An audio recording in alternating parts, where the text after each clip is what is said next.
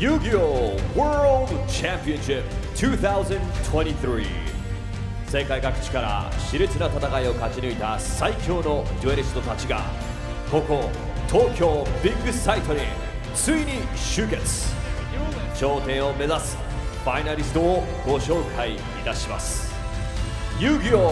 World Championship 2023 The finalists are entering the stage まずは遊戯王デュオリンクス選手の入場です First up from the blue side, please welcome Yu!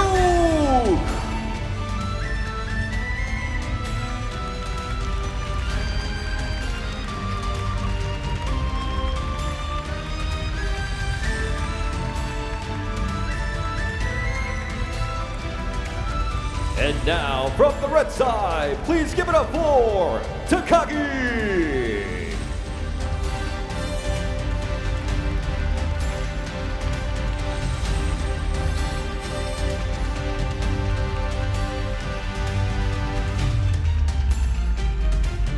続きまして、遊戯王マスターデュオ選手の入場です。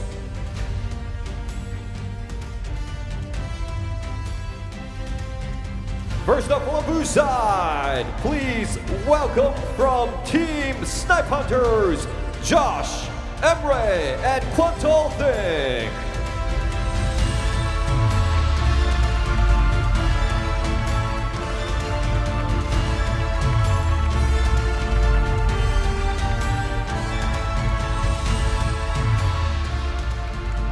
And now from the red side, from Team 7, please welcome Ray, Jesse Cotton, and Carmano.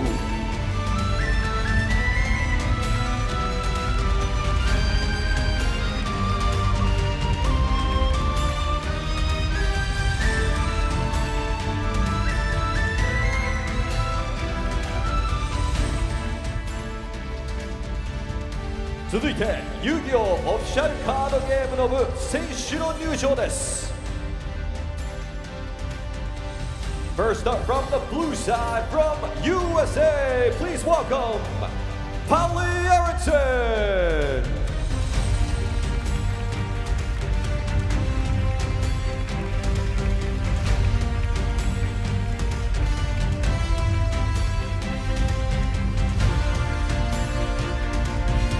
And next from the red side from Peru, let's give it up for Juan Mateo Augusto Renteria Pastor.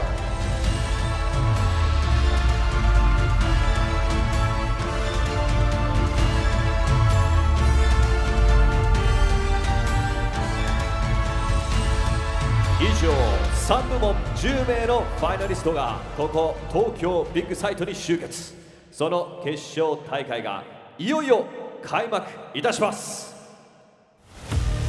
Yu-Gi-Oh! World Championship 2023 It's time to duel!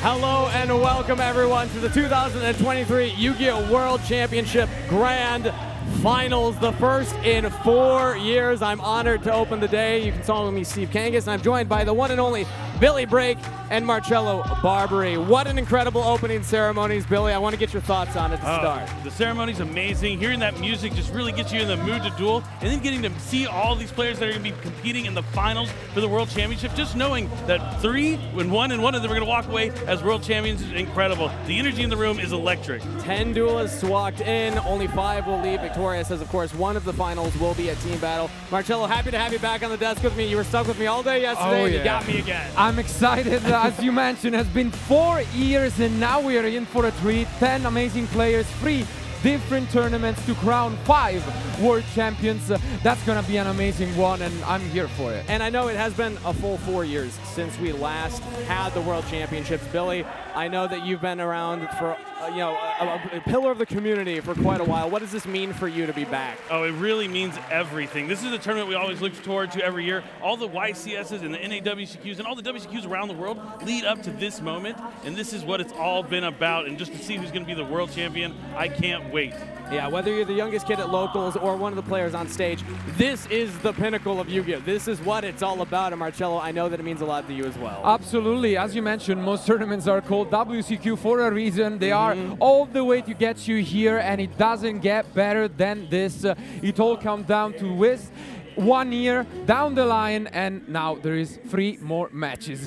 And this is, of course, the first Master Duel World Championships as well. That is the newest game that Konami has put out. It's an incredible game. That's what got me kind of back into Yu-Gi-Oh! And back into my journey here. Have you been grinding out any I know that you were casting the TCG OCG, so how's your Master Duel knowledge? Oh, right I play Master Duel every day. All right. A kid me would, if you told me there's going to be somewhere I can play Yu-Gi-Oh! Anywhere, anytime, I would have been, no way. But now that you have Master Duel, you can access Yu-Gi-Oh! Anywhere, on the go, on your phone, or at home on Steam. It's so awesome. I play it every day. And it's even more exciting because it is a different format from what TCG OCG is playing right now. And then we also have Duel Links, Marcello, which is an even different one. So we have 3 different World Championships, and it is 3 different events happening. It feels like 3 different versions of the game. Absolutely, and the best things, as always, for the World Championship is that we have players from all over the world, a lot of different backgrounds, and it transitioned here into the finals as well, because we have players from all over the world still. We could have a lot of different winners, maybe even the first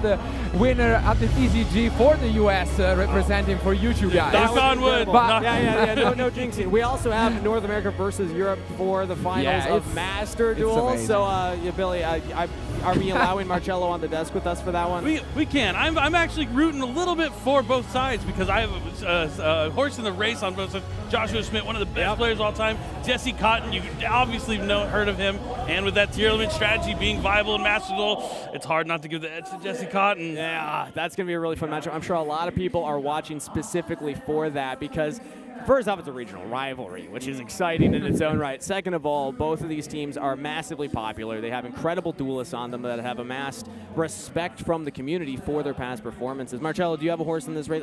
It's funny that you said you're rooting for both, because Marcello earlier hinted at something. Are you going to say it live on broadcast? Okay, I put see him how on it the is. spot there. I got to put him on the spot, you know? No, honestly, what I'm going to say is that, as you mentioned, it has been an amazing journey, and I just loved it. The first time ever, yes, Yu-Gi-Oh! Master Duel World Championship, but it's also the first time ever 3v3 World Championship. That's a good point, so that's the thing. I want to see the first time 3 World Champions at the same time from the same team. That's just an amazing one. It changes the whole format. We'll be talking about Master Duel later. We are starting off the day with Duel Links, though, so I do want to start talking about that, because that one's 1v1. Into that. Yeah, and it, of course, is also the first time back in 4 years. Billy, you were there 4 years ago. Yep. What do you think it means for the players as well to be able to have a chance to actually compete again for a World's title? Oh, I mean, it means everything. I know that all the rounds leading up to this for all the games across the 3 categories have been, the stress has been high, the players have been focused, but now they made it all the way to the finals.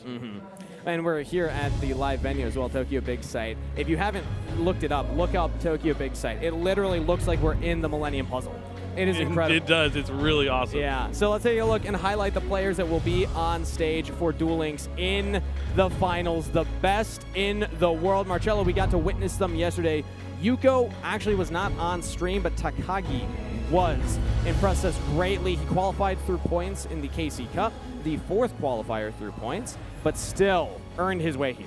Absolutely, and as you mentioned, it was impressive. It's the last players that we saw on stream as we witnessed him playing in the semi-final to get here, and what an impressive run he had. The back and forth match down to the 5th game. Yeah, the Crusadia deck was incredible, running the double Equimax. Yes. I mean, the creativity in that deck, I didn't expect to see it. His opponent, we actually got a chance to talk to, was playing it, so we'll see what we're actually going to have on stage today, but maybe that is more represented. But when it comes down to the the other decks. Give us a highlight here. What were we watching yesterday, and what should we expect to see on Absolutely. stage So today? as later on we'll be able to show you guys the rules. Of course, something to remember is that deck building for this event was quite complicated as it is. These duelists had to bring 5 different decks.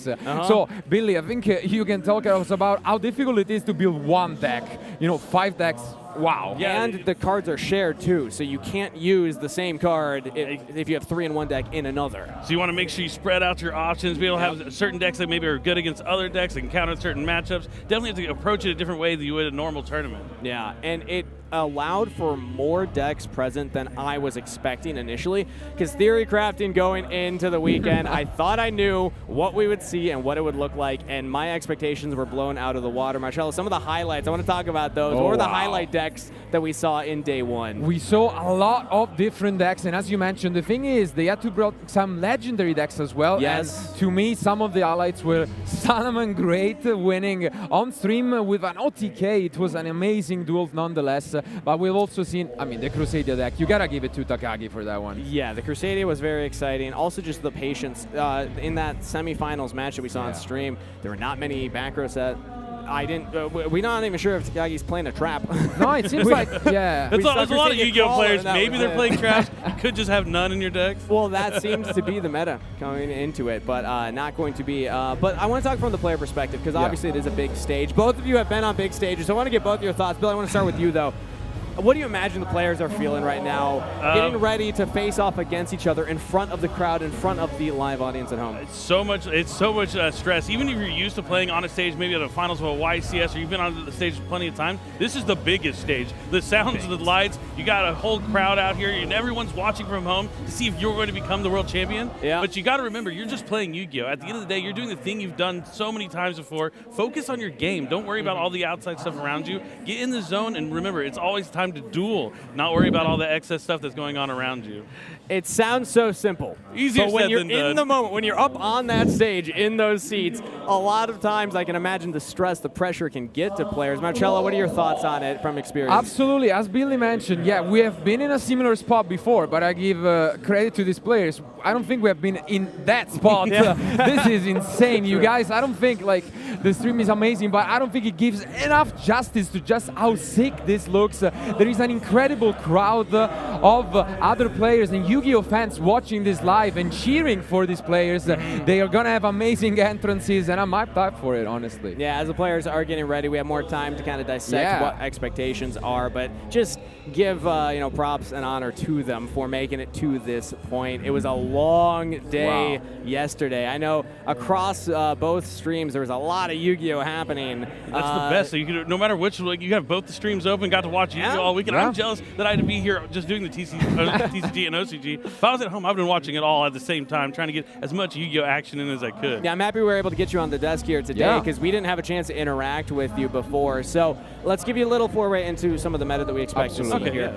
The top decks, Marcello, correct me if I'm wrong here at any point, but the legendary decks, we're seeing a lot of Pendulum coming in. We're seeing a lot of Speedroid in those slots. They're both very strong in the current game right now. And also, it just makes sense if you have to play a legendary deck that you would pilot one of those. And then some of the other ones, we saw very creative versions of the Orcus build. The Gaga Orcus was crazy. Yeah. That was an highlight. But yeah, it seems like, as you mentioned, while Pendulum and Speedroids have been somewhat similar across Duelists, the Orcus deck, the Orcus archetype, we could say, is where they shine, because it seems like our Duelists, and that's the same for these finals, have completely different direction on where they use these decks.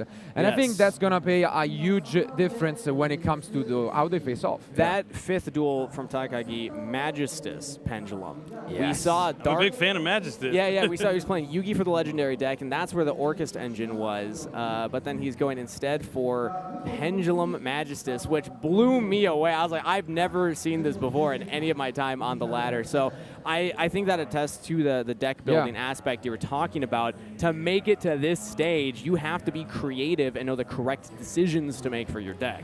And they had to go through just to obviously get Billy on it as well. So 6 preliminary rounds and then the semifinals. And both of these duelists only lost one match. So they are on a 6-1.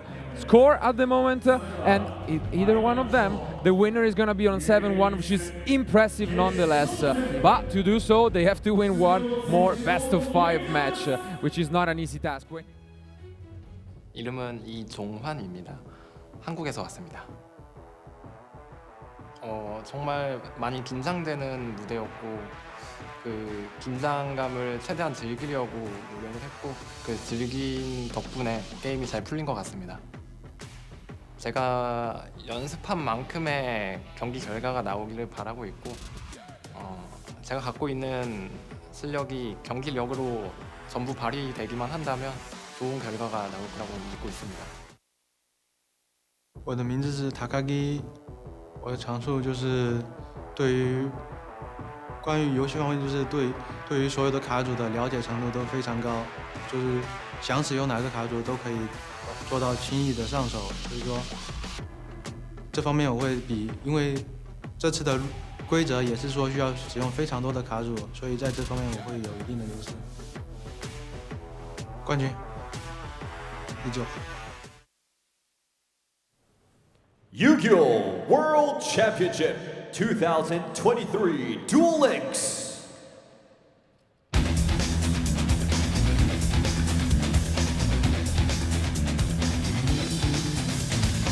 First up from the blue side, please welcome Yu.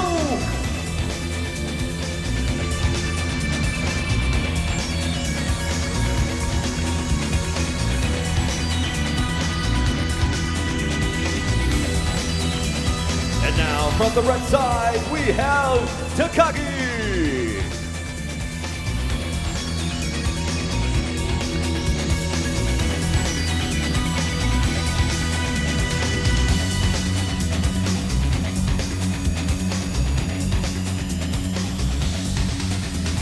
World Championship 2023 Duel Links, the final showdown. 決勝戦はこちらの両名の戦いとなります。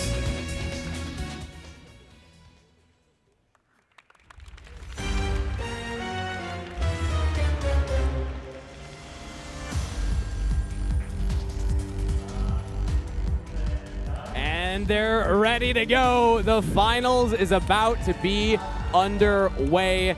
Can't wait to see how we can get, how quickly we'll start here. Marcello, do you remember what Takagi was playing in that first duel? And maybe give us an expectation of what we can see to start off here in this round. Yeah, I mean, we have seen players having different directions, so some of them keep the best decks and what they feel they're more comfortable with from the very last duels. Takagi is on the different route. He starts things off strong with what he feels is their best decks. Yep. So usually we have seen him start things off with Speed Droid or all the way down to Pendulum. So that's what we are going to see. And Destiny Hero as Yes. well. Listed that Destiny Hero and Speed Droid were the two that he felt the most comfortable in qualifying for the World Championships. Played both of them in the first two rounds. Yep. Destiny Hero first and then Speed Droid. And Exactly. actually lost with the Speed Droid Yeah. deck and then had to bring it back later in a grueling 5-game series. Billy, if you have to bring multiple decks and you lose with your second favorite, that doesn't feel very good. It doesn't. Yeah, you really want to rely on your the strong horses of your strategy to carry you there. And when something goes off like that, it could really throw you off. But this came into a conversation me and Marcello were having Yep. yesterday that I want to bring up again is the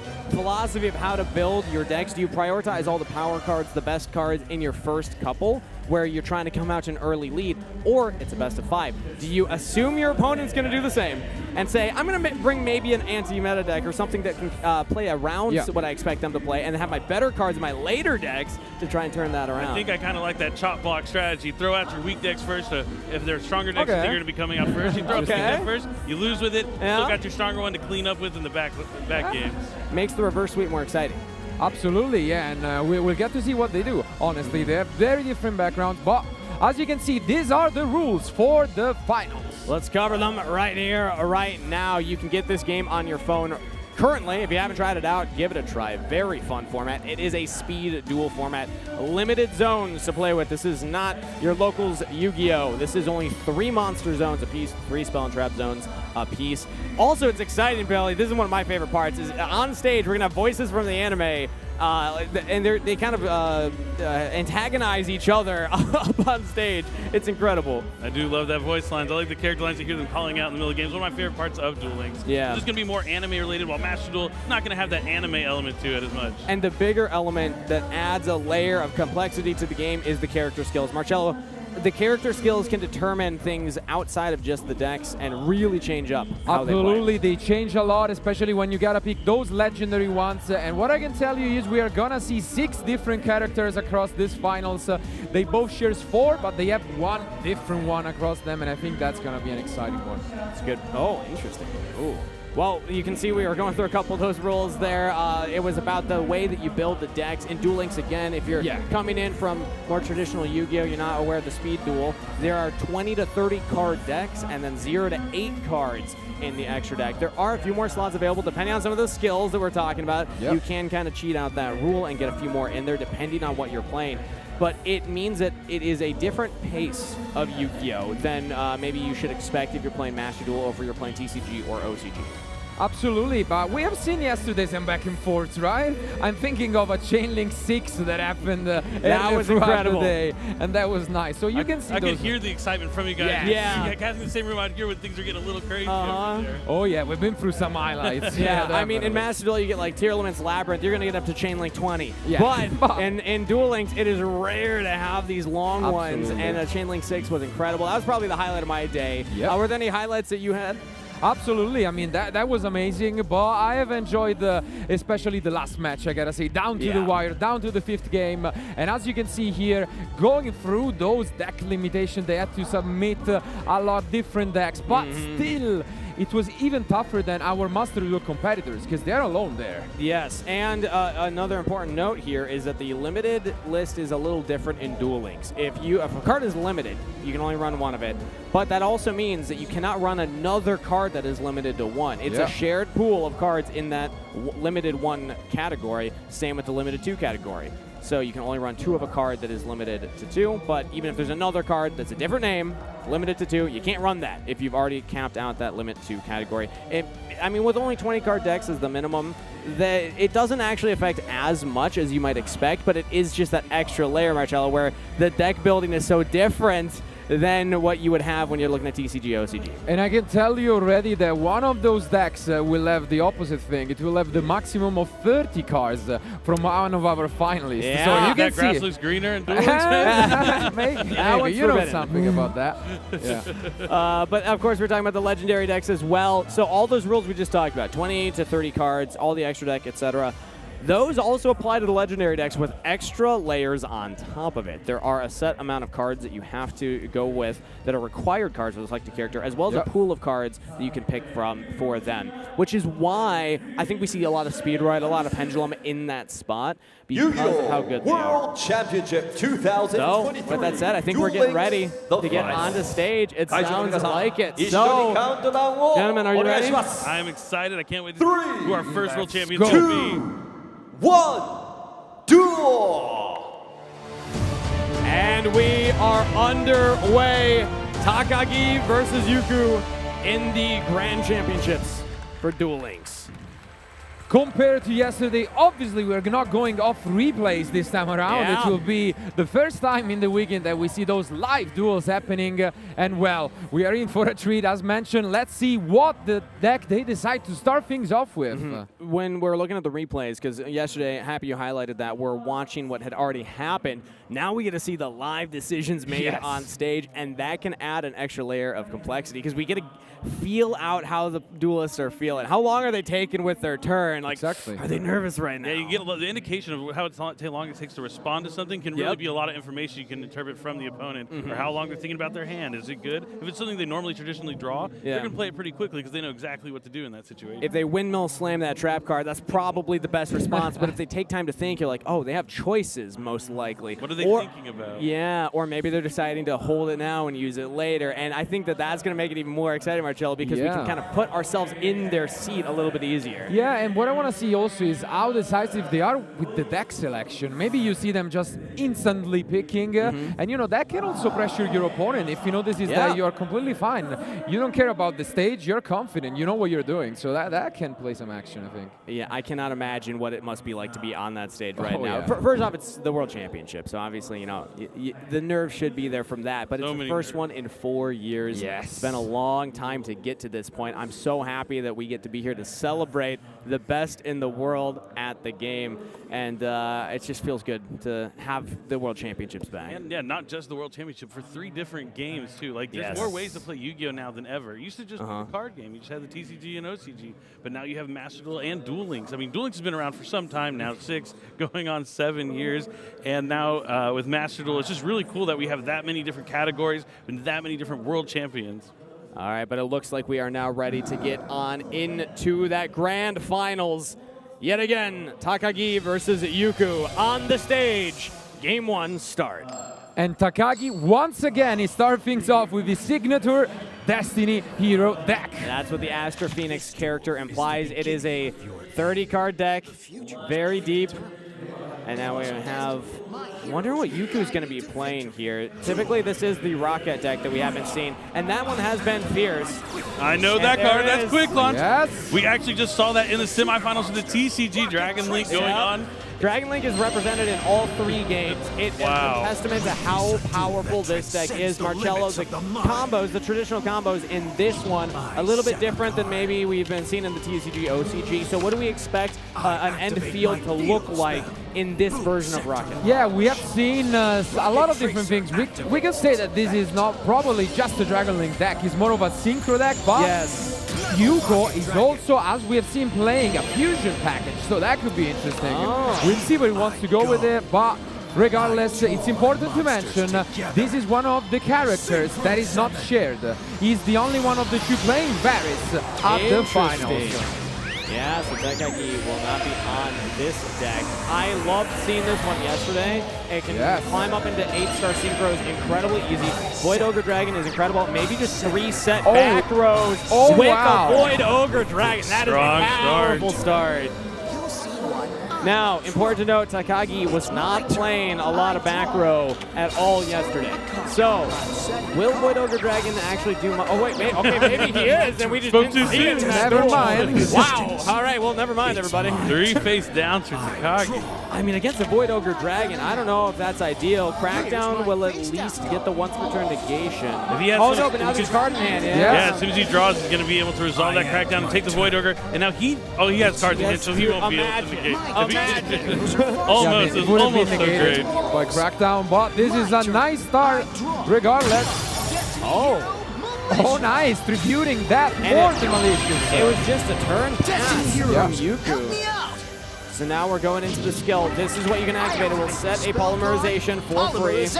And now we can use the maliciouses to go into a fusion monster. Let's see what the decision here is for Takagi.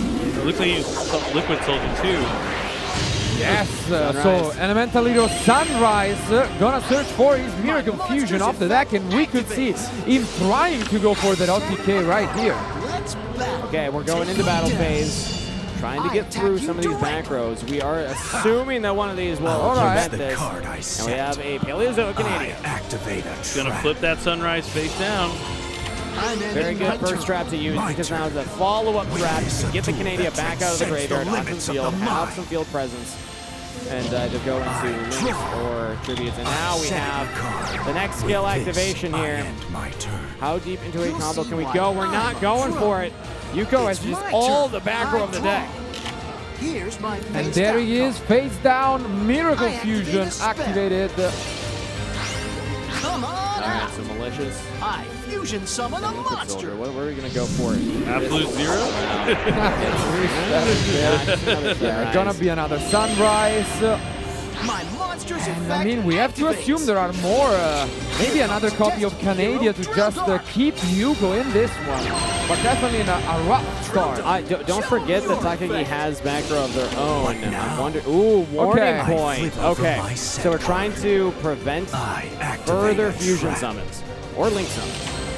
Yeah, being able to use that Liquid Soldier multiple times is pretty awesome. Oh, that's nice though. Well, you just get some value out of that card.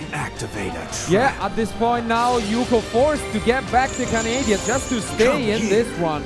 But he will lose out one of the other two face downs, I guess. I love the expendable die in this Destiny Hero deck. You can get value out of your warrior monsters, even the little ones. And now we have 2 fusion monsters in attack mode. So it's going to be a lot of damage. And now we get to go for the Plasma back, and with the Malicious, this could still be enough, because the Malicious can attack over the Canada, so... That's a good point. Now, what's the last back row for Yuko? That is going to determine this entire game 1. Can you stay alive, Yuko? And there is a Fiendish Chain. I'll use the card I set. That should keep Yuko in this, but you don't have a lot of resources left. You're down to a big draw here. Down to 1,100 life points. Can he pull this one out, or is this gonna be already over for game 1? I do not put a lot of stock in the Rocket deck off the draw unless they can combo with the other card in hand. Maybe the field spell would work. But there's still back row you're trying to fight through. Okay, Tracer's actually huge. That's huge. You can destroy your own Fiendish Chain now to try and access potentially, you know, we've seen Scarlight, we've seen a lot of different options. Dangerous Dragon activates its effect from the graveyard. Yep. We can maybe look to link climb here as well. There's a few options for Yuko. Let's see where the player decides to go. This is still doable, but a Canada of his own from Takagi. Wow. That will hit the tuner most likely. I imagine this Rocket Tracer. There it is. That means no more plays and an expendable die. I think Takagi's got it. My trap activates. Double expendable dies, hits the back row, another Fiendish Chain. And that means that there's not a lot protecting Yuko here. Takagi seemed to have been in control of the entire game. Absolutely, and now all he needs to do is attack over any of his monsters, and this is it. We're going to go for Decider onto the board. I like how the same Destiny heroes have been good since the beginning of Duel Links, and they're still being used today. These came out in Duel Links from the first couple of years. Yeah, it's incredible how long this deck has stuck around. We got the attack, nothing stopping it. Takagi takes game 1. Congratulations to the qualifier through Casey Cup in points for having the first victory. It is a best of 5. There's a chance for Yuko to come back, but a strong start from Takagi. Not a surprise, once again sticking with the deck that got him here. He said that he mostly played Destiny Heroes in the KC Cup, and he starts once again with it, not letting him down. So this is also how we started yesterday. Yep. Presumably, if we follow the same game plan, it will be Speedroids coming up next. Surprisingly enough, he didn't win that one in the semifinals, but we do know that Takagi, and what we learned about him was that he's a very patient duelist. I didn't notice a lot of nerves in the semifinals. Obviously, we don't see the live reactions, so maybe there was when we were watching the replay, but it felt like there were decisions being made that I would have just flipped the card and said, no, you're not going to do that. And he's like, no, I'm going to let them do it, and I'm going to flip at the right time. So I'm very impressed with Takagi as a duelist overall. Yeah, that time responses are really huge. Not just having a card that you can activate doesn't mean you should always click yes. You got to wait for that opportune moment to jump in and really disrupt the opponent. I like to remind people there's a reason I'm here and they're there. No shade on, I guess, the two actual players. Whoa. Yeah, how come you're not up on the stage? I don't know. I tried, but it wasn't quite good enough. Yeah, I did try as well through the next year. Always next year. But we are getting into game 2. Takagi leads 1-0 versus Yuko. Game 2 underway. And now it's swapping the characters. Yuko will play Aster Phoenix, presumably that Destiny Hero deck, and Takagi is onto the Speedroids. Yes, as you mentioned, keeping the same order as yesterday, and now up against his own signature deck. Let's see if Yuko can give it justice. It's my My turn. And did Yuko open as well as Takagi? I believe it's still a 30-card deck. Starting with the win, getting that terror top. So That's pretty nice. Yeah, no, Speedroid is so consistent in Duel Links. I think that is the most powerful part about this deck and why we see it so represented. Marcello, I don't think we ever saw a Speedroid deck in day one have a bad opening. Like, they always got to the Synchro Climb, especially because of the skill helping them get there. Yes, up until the semifinals when he just opened double Forbidden Lands against Takagi and his opponent unfortunately lost out, but it's very rare that it happens, and this is an amazing opening. All you need really is that win Charmer and you can go all in with it. Yeah, there's a lot of openers in this deck, and it is a smaller deck. A reminder, Duel Links, it is 20-card minimum. This is one of those decks that you might as well just go for that. We do Synchro Climb up into an eventual 8-star Synchro monster. Generally, it will also have a 7-star on the field as well, maybe a few back rows. Card where it gives you that free card, always nice. And your Yuko's going to have to fight into a pretty intimidating board. Able to special summon attack with top board because he has the wind on the field. Classic. Yeah. Yeah, those are some of my favorite cards. I know you know about Speedroid Terror Top Attack and top board. Yeah, back in 2017, obviously. I missed out on that. Speedroid Terror Top is quite the terror. I get to relive it. It's perfect. Red Eye Dice is pretty awesome too. Really opens up your Synchro Summon options, being able to modulate the levels. Yeah. You can get it back easily from the graveyard as well, which allows you to Synchro Climb into that Crystal Wing later on. And now we see the animation, I think, yes. Right? This is my favorite animation. Watch this, Bill. You're in for a treat. I haven't seen this one yet. Oh, wow. Yeah, this is almost as cool as the blue. Oh, wow. Yeah, look at it. It's not that. It's not that. Yeah, there it is. Clear Wing Synchro Dragon's letting you know it's on the field now. And now we can use the skill to get another dice on the board, another 1-star tuner, and boom, now we can go into that 8-star Synchro. Yeah, the dice hits the field, and now we can upgrade into that Crystal Wing, possibly. Let's see what he wants to go for. Going for the 5-star tuner with the 3-star non-tuner. And this is a big excavate. Oh, Forbidden Chalice. So we're going to have a quick effect negate. We will have a 8-star Synchro and a 7-star Synchro most likely on the board, but actually no. No, we go for the puzzle maybe first. Okay. Let's see, or what he does he wants to go for. Yes, that's the puzzle. High Speedroid puzzle. Takagi very comfortable and confident in his ability to perform these climbs. And now it's high Speedroid puzzle on the field. We're going to Synchro Summon again. And there is where we are going to see that other ace monster of the deck in the Crystal Wing. This one doesn't have a summoning animation. No way. I know. My letter's already in the mail. I am going to request it. But for now, we have the Crystal Wing Synchro Dragon along with the Clear Wing Synchro Dragon on the field, and that Forbidden. Really good what an opening. Yep. Yeah. But again, we've seen this opening anytime. Speedroid is very consistent, and this is almost the expectation. Honestly, it should just be the expectation. So now the question, and where things get exciting, is how does Yuko play into this? Because Destiny Hero can crack this board, I'm telling you right now. Reinforcing the army seems like a good start. Into Celestial, interesting one. Okay. We are gonna activate this skill right away, I believe. Yeah, Destiny effect, getting that malicious plus polymerization really strong. That seems like a pretty good skill. Yeah, it's very good, and that's what I'm saying. You know, when you look at the skills, they are often what determine what decks are actually viable. Ooh, makes a lot of sense. But the Crystal Wing negates the malicious. So. Yeah, that is actually very impactful. Malicious also just being able to force out the Crystal Wing. Maybe has other plans for it. Dystopia. Nice. I love me some Dystopia gaming.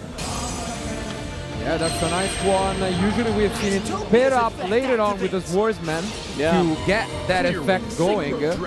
We don't have the material yet, but maybe Yuko has a way to get there.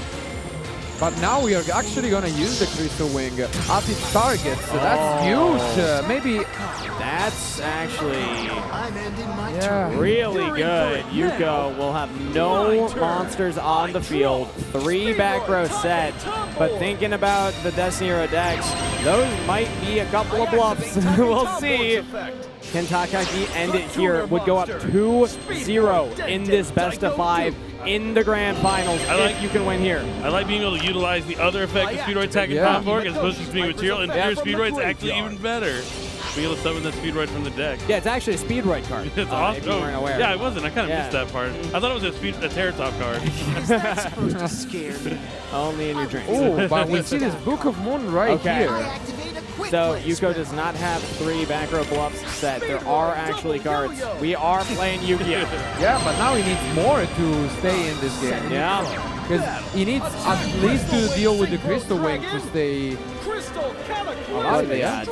Mirror Force, the one up. Crackdown works too. Here's my face That's a down big one. card. My continuous track. Probably best case scenario is a response here. Yeah. The Lance. We had the Lance and the Chalice. I believe we had the Chalice that was found earlier. Yeah. So that means we know that there's still a Chalice down. Lance will protect them. That should be it. That could be over Takagi unless there's looking another face down. Really Yeah, what's good. the final back row for Yuko?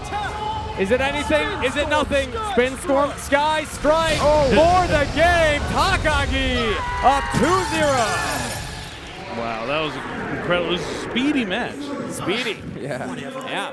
Just a minor setback on my way Takagi to show, and becoming again, the he's so champion comfortable pro in these decks with these matchups. We saw him lose with the Speedroids in the semifinals yesterday, but this time around, Marcello, he got it. Absolutely, what a show off, and I don't want to jinx it, but this might be the first time ever all weekend that we see that 3-0's whip, and if it happens in the finals, that will be insane. I mean, so why he's here in the finals, Yeah, ready to be able to 3-0 the finals. That's a good point. The third deck, though, is one of my favorites. If it's the same that was played yesterday, if we're playing in the same order for Takagi, Crusadia should be up next. I've heard y'all nonstop talking about this match from Yes. yesterday, so I'm excited to see the deck that One of my brought. favorite decks to play on the ladder. And with the way I play it is very different than the way Takagi plays it, especially the way that I built it. Maybe part of that has to do with the limitations and the rules set for how you build your decks. But either way, it seemed like Takagi was very comfortable and very confident in how to pull off the Crusadia combos. And again, that was the instance where I felt like he played it so patiently. Absolutely. I mean, he had some very unique choices in his decks, and not only in the way that he picked even the characters, you know, in the way he interacted with them, but that Crusadia deck must be it. It was an amazing show, and now let's see if he's gonna play it. Game 3, Takagi, 1 win away from being world champion. Yuko has to reverse sweep from here. Y'all did see a reverse sweep yesterday, right? We did. There was a reverse sweep. Not out of the realm of possibility. Anything can happen at the World Championship.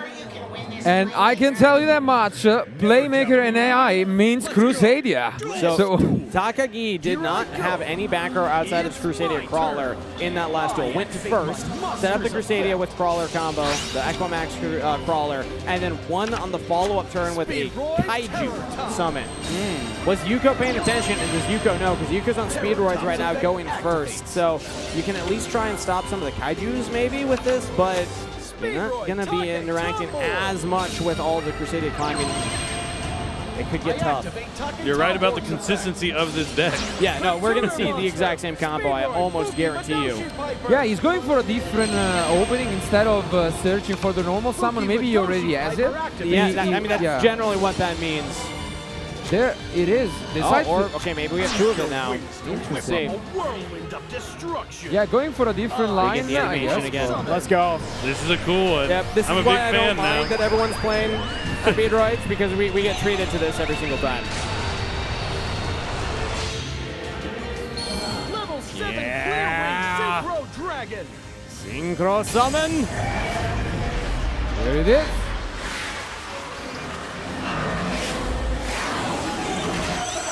Yeah, that's really sweet. Just that background right there at the very end really makes it so nice. All right, so the clear when Synchro Dragon hits the field, which means the skill will continue on into the further combo. You know what I just realized? That Yuko is picking the deck that he just lost to twice in a row now.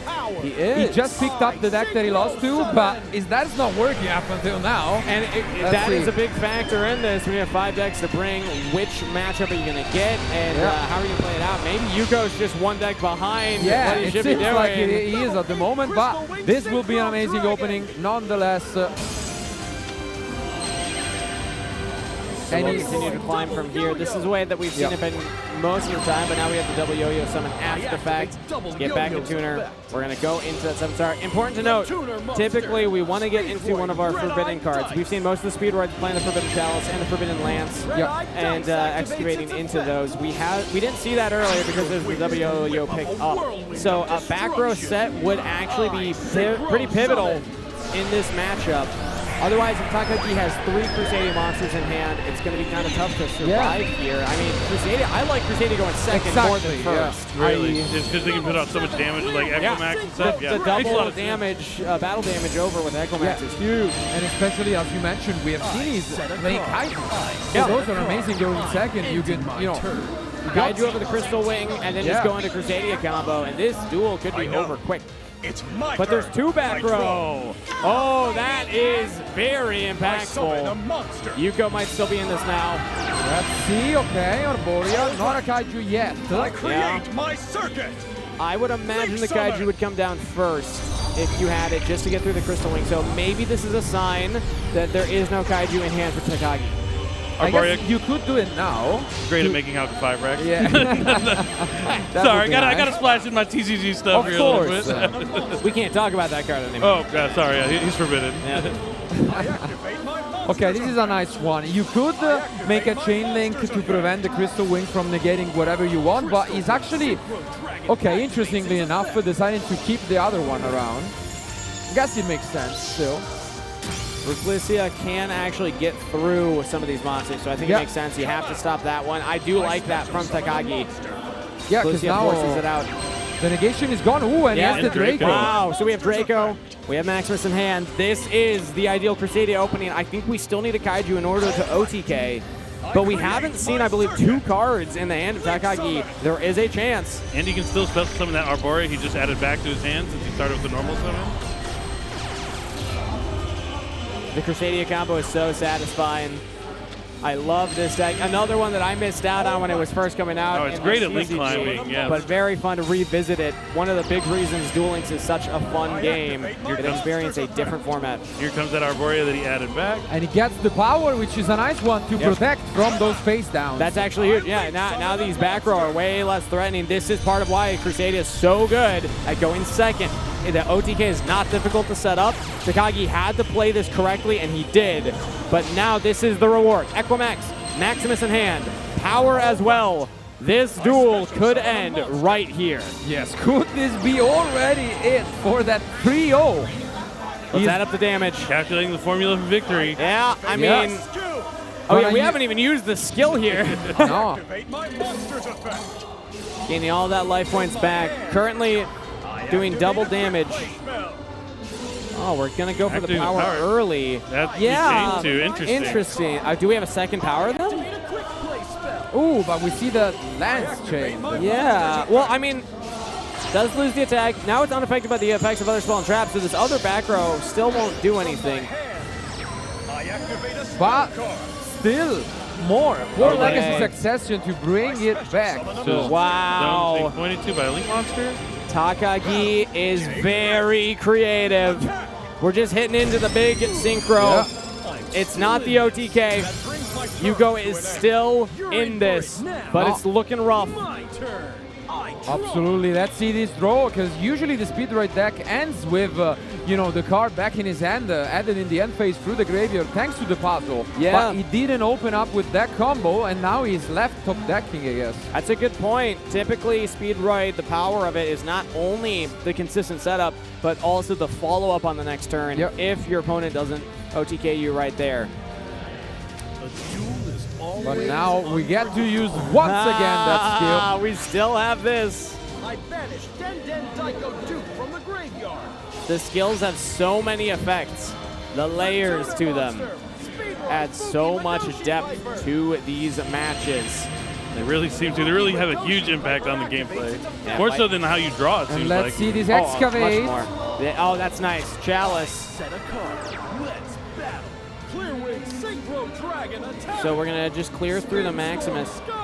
I'm trying to remember, do we know what's in hand for Takagi? Was that the Arborea, or is that a mysterious card? No, he summoned the Arborea. Yeah, Okay. we do not know. We do not know.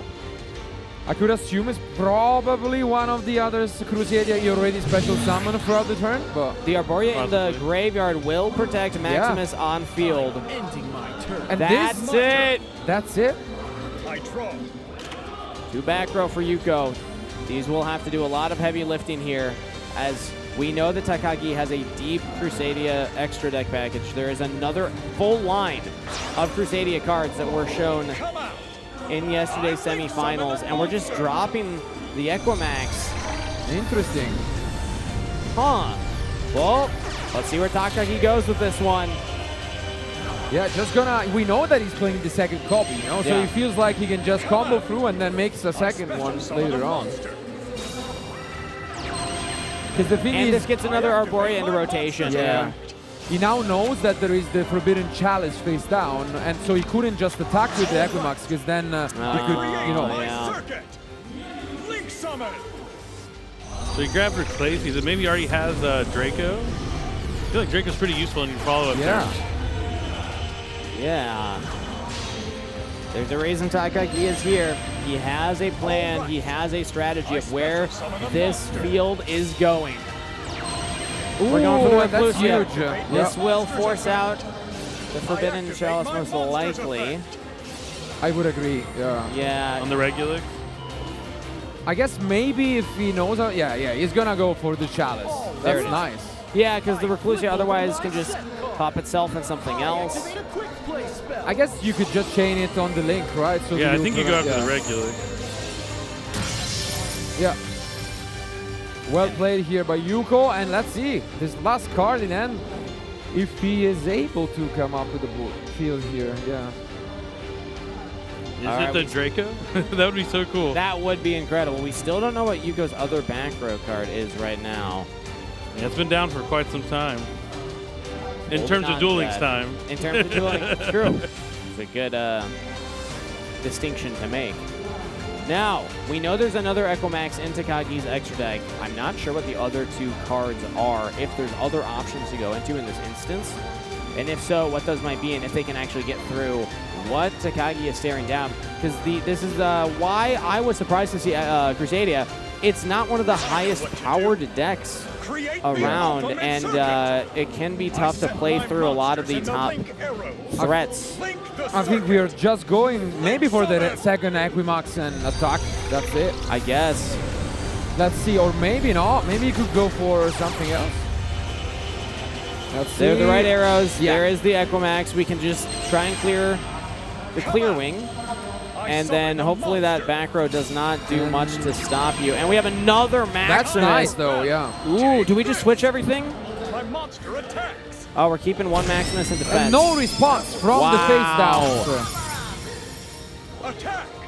Also important to notice that Takagi is basically at a TCG like life points count now. Yeah, It's like- 7,600 life points. Not only does Yuko need to combo through this field, an intimidating field, Equimax can negate something here, but you also need to do 7,600 damage at some point throughout this duel to Takagi. If there was a top deck, that was one of the better ones with the win. Now there is at least a hope of coming back into this. Let's see if you can find the line though. There's no back row for Takagi, so it's really just this Equimax that Yuko needs to play through. But Takagi, this is what I said, he's a patient player. He's waiting for the right moment. Frame Lord Zeta! Let's battle. Oh, that's exciting. My monster Yeah, but the issue is there is still another. Now in Memphis 2, he can punish both, and he's gonna be left with no field. Okay, this should be it. Yeah. Takagi, we have the headphones coming This off. might be it. And that's the Kaiju. He has it. Takagi with a 3-0 sweep is your Duel Links 2023 World Champion! Wow, what an incredible match. 3-0. Wow! Well deserved, and what a match. We mentioned it, no 3-0 all weekend, and now he does it in the finals. Amazing, amazing Takagi.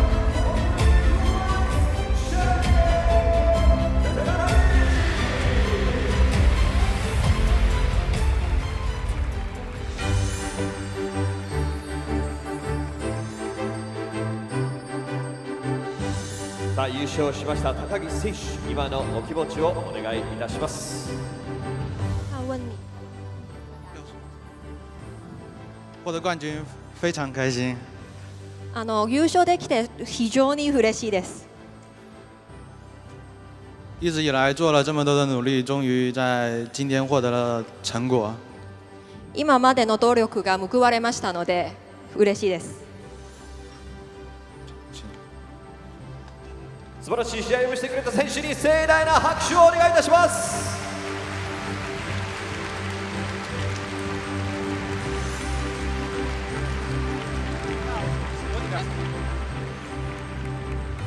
Well earned from Takagi, a 3-0. Marcello, this was not a 5-game series. This is the first sweep that we have seen all weekend on stream. What a match it was, and what surprised me, or maybe not, was that Takagi just stick with what he did all weekend, bringing the same decks in the same exact order. It just worked out. Billy, you got to see a Crusadia deck. How are you feeling right now? I know you were watching TCG OCG yesterday. This is the treat of Duel Links. I mean, this almost felt more like TCG OCG than I remember from Duel Links back when I was playing in my day. But it was incredible. It looked like both players really know what they were doing. Came in with the strategy, as you said, it's the same way he played yesterday. If it ain't broke, don't fix it. And that strategy led him to becoming the Duel Links World Champion, the first one in 4 years. And we did see there was back row in Takagi's yeah, there was. There was indeed. That crackdown was a really important one in this finals, but nonetheless, you got to give credit to his opponent all the way here, and an amazing year of Duel Links. Managed to go all the way to the finals. Unfortunately, lost out, but yeah, Takagi is just the star of the show for now. What a year for him. Yeah, in every competition, there must be winners, there must be losers, but you're still on the final stage. So respect to all the players that participated over the weekend. Congratulations to Takagi for taking the victory and the World Championships, the first in 4 years. It's not just the fact that he gets to now say he's the best in the world of Duel Links, but it's the best that has not been decided for a long stretch of time. It has been a while for sure, and what a better way to do it, even sneaking in with that qualification, because he got the 4th place at the KC Cup. Maybe a lot of players underestimated him, and now he is the world champion. He's the best player in the world. I mean, that's one thing that I love about Yu-Gi-Oh! Is you don't have to be ranked the highest, you just have to get into the tournament. And once you're there, everyone has that equal opportunity, the same chance to walk away with the championship. Yeah, you can have these deep runs from players. So with that said, that is it for Duel Links. Up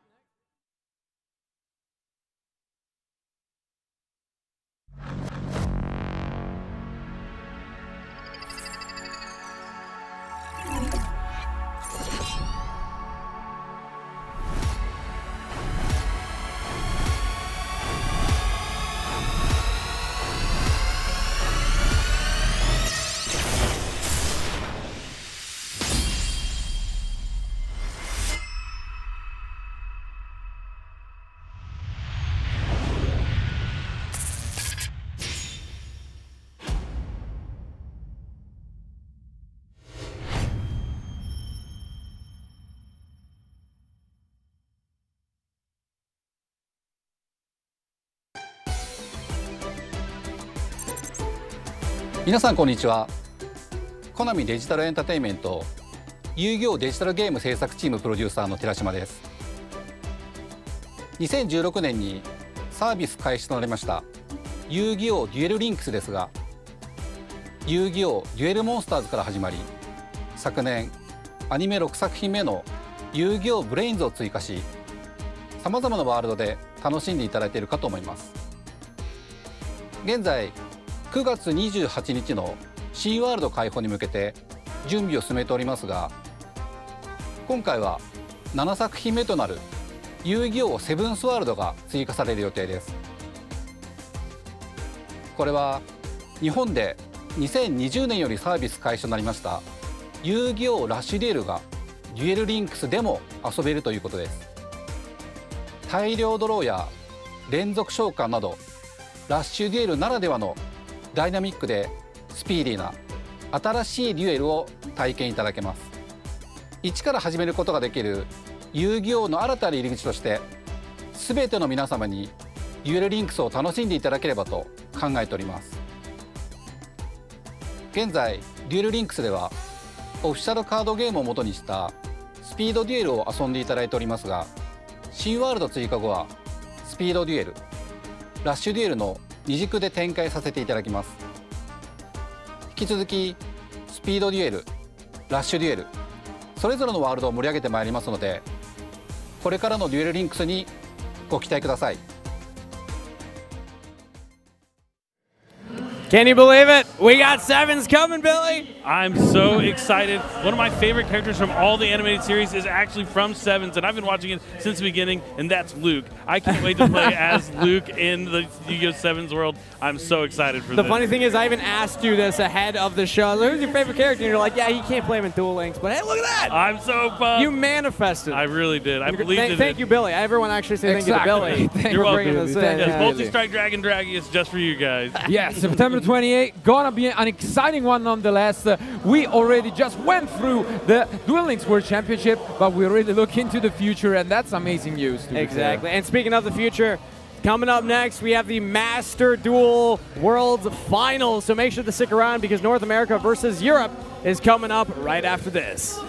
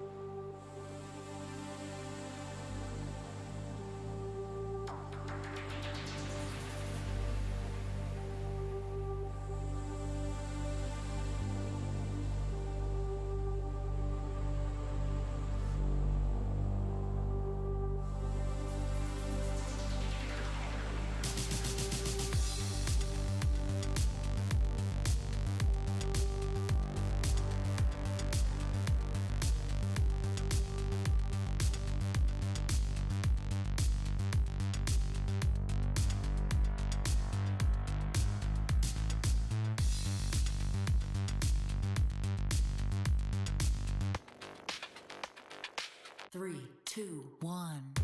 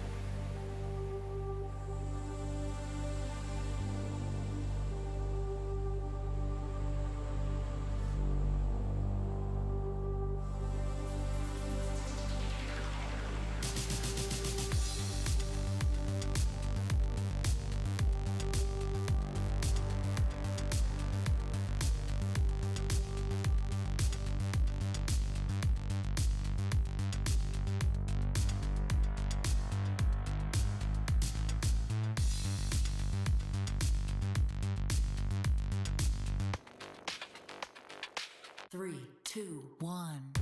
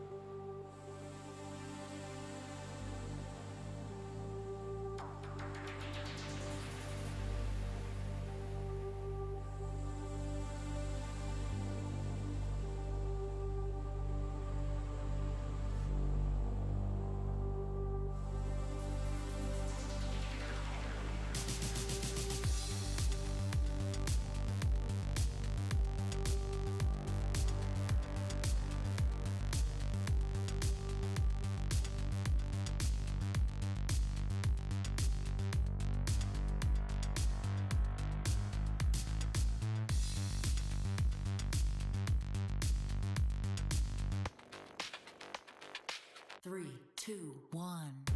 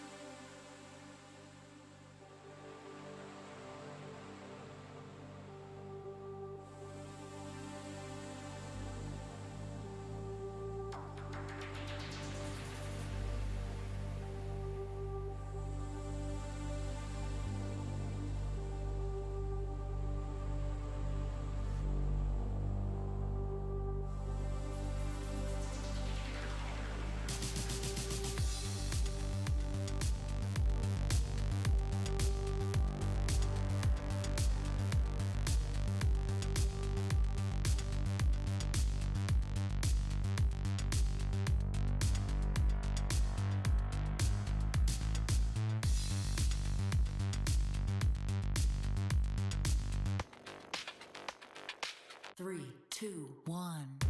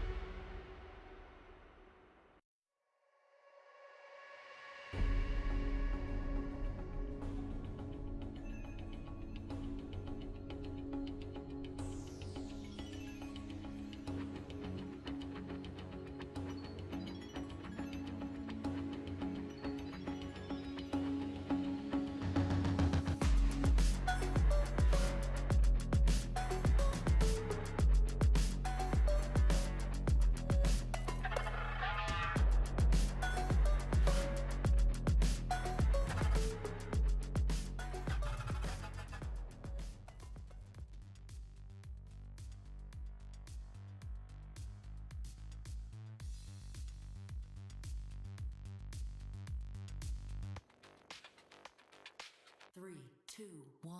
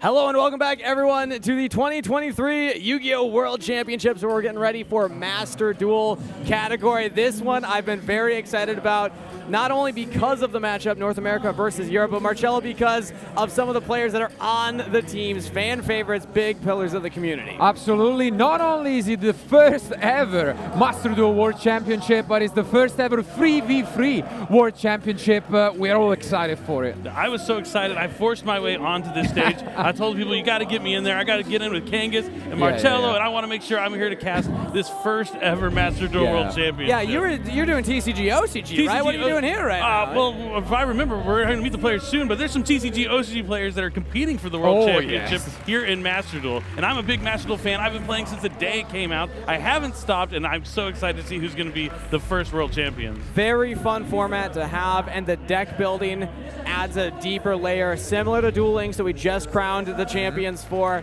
The deck building for this is incredible, and also a reminder, this will be the first ever Master Duel World Champion that we are crowning. Marcello, this is a momentous occasion in Yu-Gi-Oh! History. Absolutely, epic nonetheless, and what Billy just mentioned is important because they have a lot of finalists here with a TCG background. I believe we have across 10 tournaments win, and most of them are just across 2 of the players representing them, because we are obviously gonna see, you know, a team representing Europe in the European region and a team representing the North American one, but we have amazing amazing players across them. We'll meet the players soon up Yes. on stage, but Billy, just to remind everybody, yes, we are being honest, that is North America versus Europe in a World Championships. This would be huge for both of these regions to pick this up. Oh yeah, certainly, and I don't think either side has an edge. They're both incredible, as you mentioned. Yep. I really don't know who's going to walk away with it. It could be North America, it could be Europe. Yep. I've played a variety of players on both sides of these teams, and they're all incredible duelists, and I really don't know who's going to has the edge here.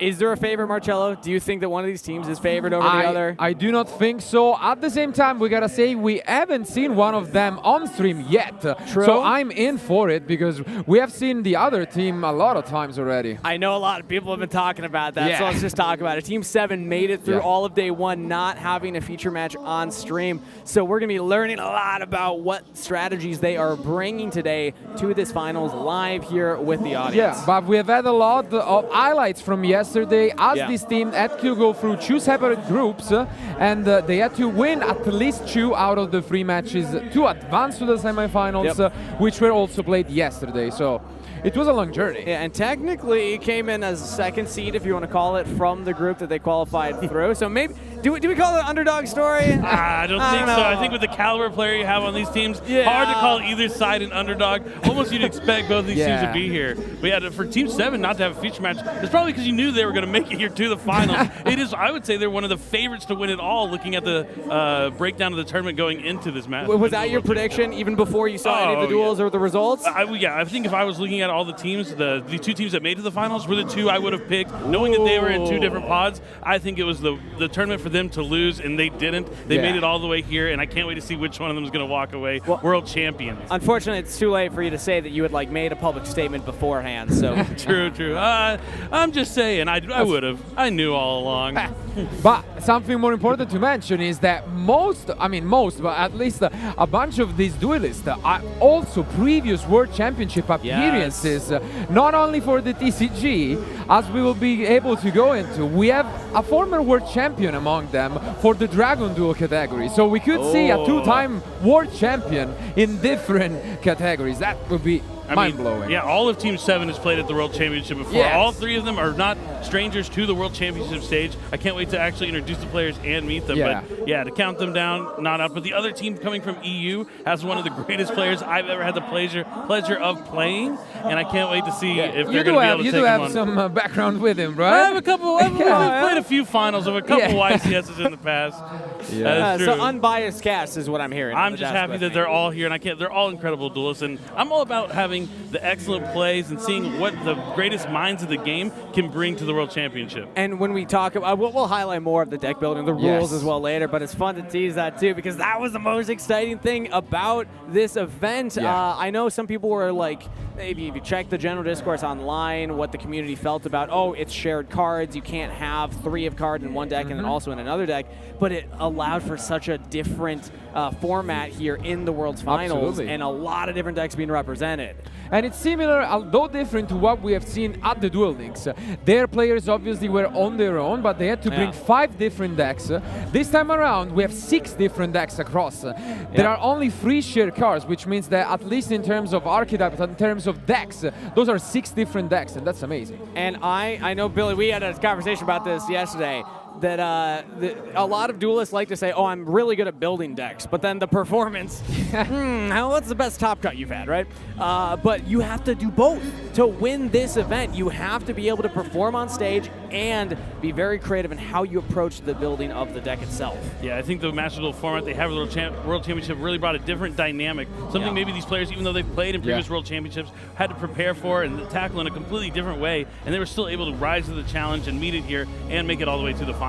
So Marcello, while we're waiting for the introductions of the players on stage to actually talk about the teams themselves, let's talk a little bit about the information we learned from yesterday. Some of the highlight decks, maybe even highlight moments to catch everybody up at home. Yeah, I mean, surprisingly enough, as Billy mentioned, although they were both favorites walking into the event, Team Snipe Hunters, which is the team representing Europe, we also didn't catch them until the semifinals. That was so close. Yeah. And that was an exciting match. But here, first of all, let's bring up for you guys the rules for the finals. Yeah, we're talking about it a little bit already, so let's just get right into it. Each round consists of 3 sets of 3. simultaneous duels. You heard that right. There will be 3 duels happening on your screen, and we have the privilege of interpreting everything happening in those duels. This will happen 3 times. The first team overall to, in total, get to 5 wins will win that World Championships.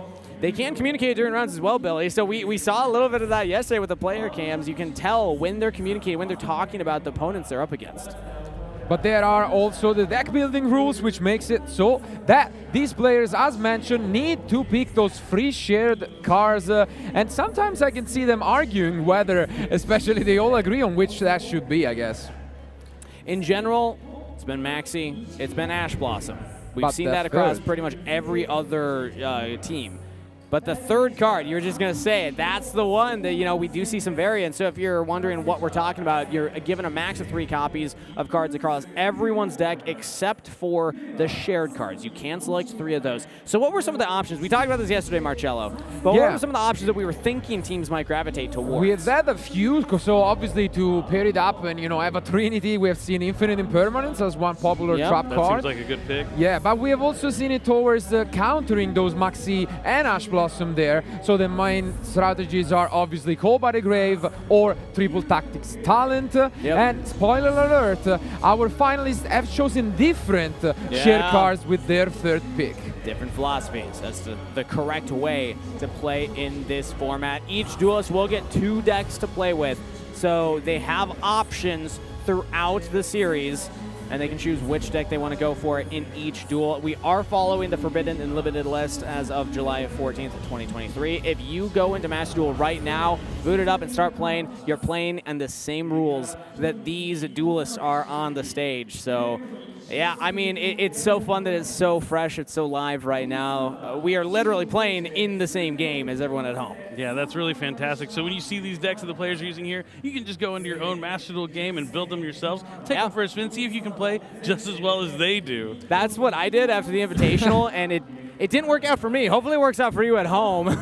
But it's so excited to see the best of the best play a deck and then try it out yourself. Yeah, and also just as a final reminder, as we've seen yesterday, they go through 3 sets of 3 duels each, but they switch around. So at the end of the day, they will get to play against every single one of the players on the opposite team. That's a good point to make, that they do rotate around. And we saw that a lot of the teams that won yesterday had the better read as to what their opponents were going to have. So it's time to introduce the players that are going to be up on stage. We've been dancing around it, but it should be any moment now that we actually get to introduce them properly. So final thoughts here, Billy, before we get into that? I really just don't know who's going to win. I'm just excited to see some really good games. Normally going into it, I have a kind of a choice between the two, and I really have an inkling who's going to win, but this one, it really could be either team. NA, EU, could be either one. Gotta wait and find out. Yu-Gi-Oh's gonna win regardless. We're all winners. Win. We're all winners just because we get to watch this great stuff. Yeah, I think that this desk is the, well, not the true winners. There will be a true winner. But I feel like we're winners as well. 4-time winners. 4-time winners. Yeah. Ooh, okay, we're going there. Marcello, you got it there. Undefeated EUWCQ. Now we're playing second place in locals. Nice. OTS are so good. Nice one. Yeah, I don't know why they put me with such a seems duelist at this point. Oh, you're an amazing caster, and you're a Yu-Gi-Oh fan down to the core. I did win a best of 3. That's true. That's true. Here. That's true. I did win a best of 3. So you are a winner. Yes, there we go. So I get your titles now.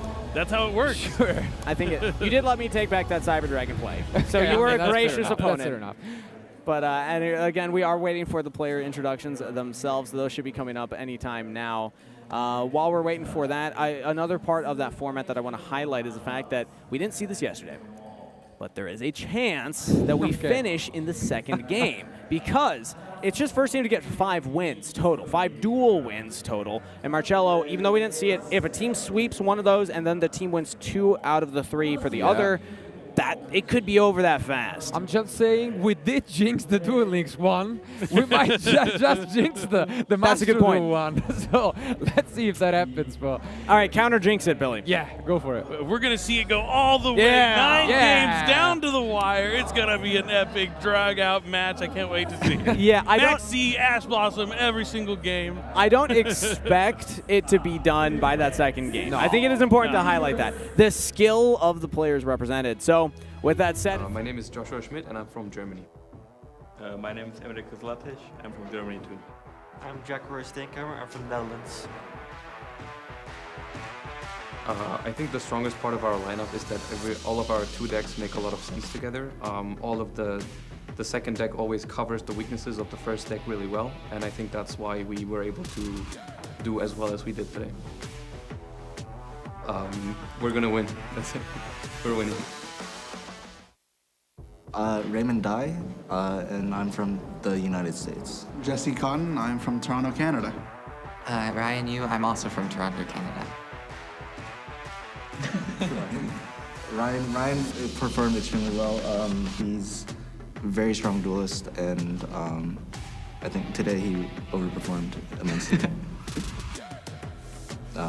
We're gonna try our best to become Master Duel World Champions. Yu-Gi-Oh! World Championship 2023 Master Duel.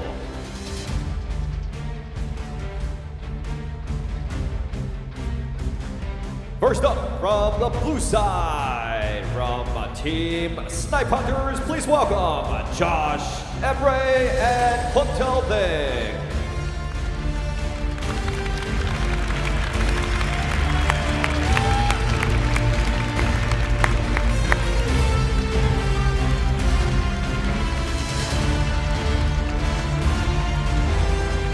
And now from the red side, from Team 7, please welcome Ray, Jesse Cotton, and Carano.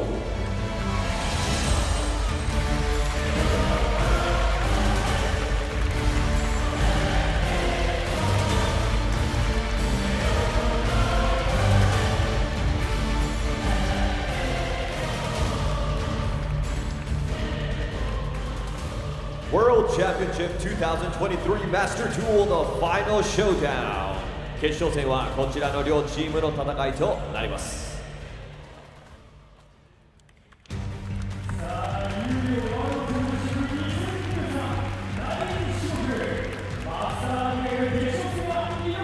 all right, we have them. There The players they are introduced. Marcello, Team 7 versus Snipe Hunters, NA versus EU.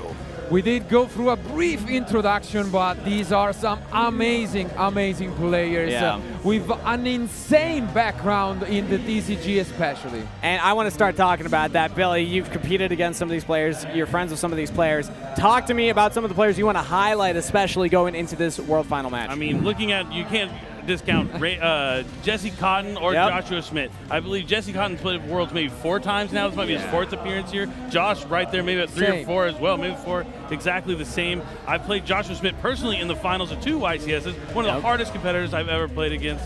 And then you also have Raymond Dye, who competed in our last World Championship 4 years ago. And then Ryan Yu, you mentioned it, a Dragon Duel World Champion. He's already been on this biggest stage and won. So the pressure, I've never seen, he's always really stoic, focused on his game. He doesn't let the nerves really get to him, but you can't count out Quanto Think or Emery either. It's going to be amazing. I really don't know who's going to win. So if Ryan wins, he gets the title now of the 2-title 2-time.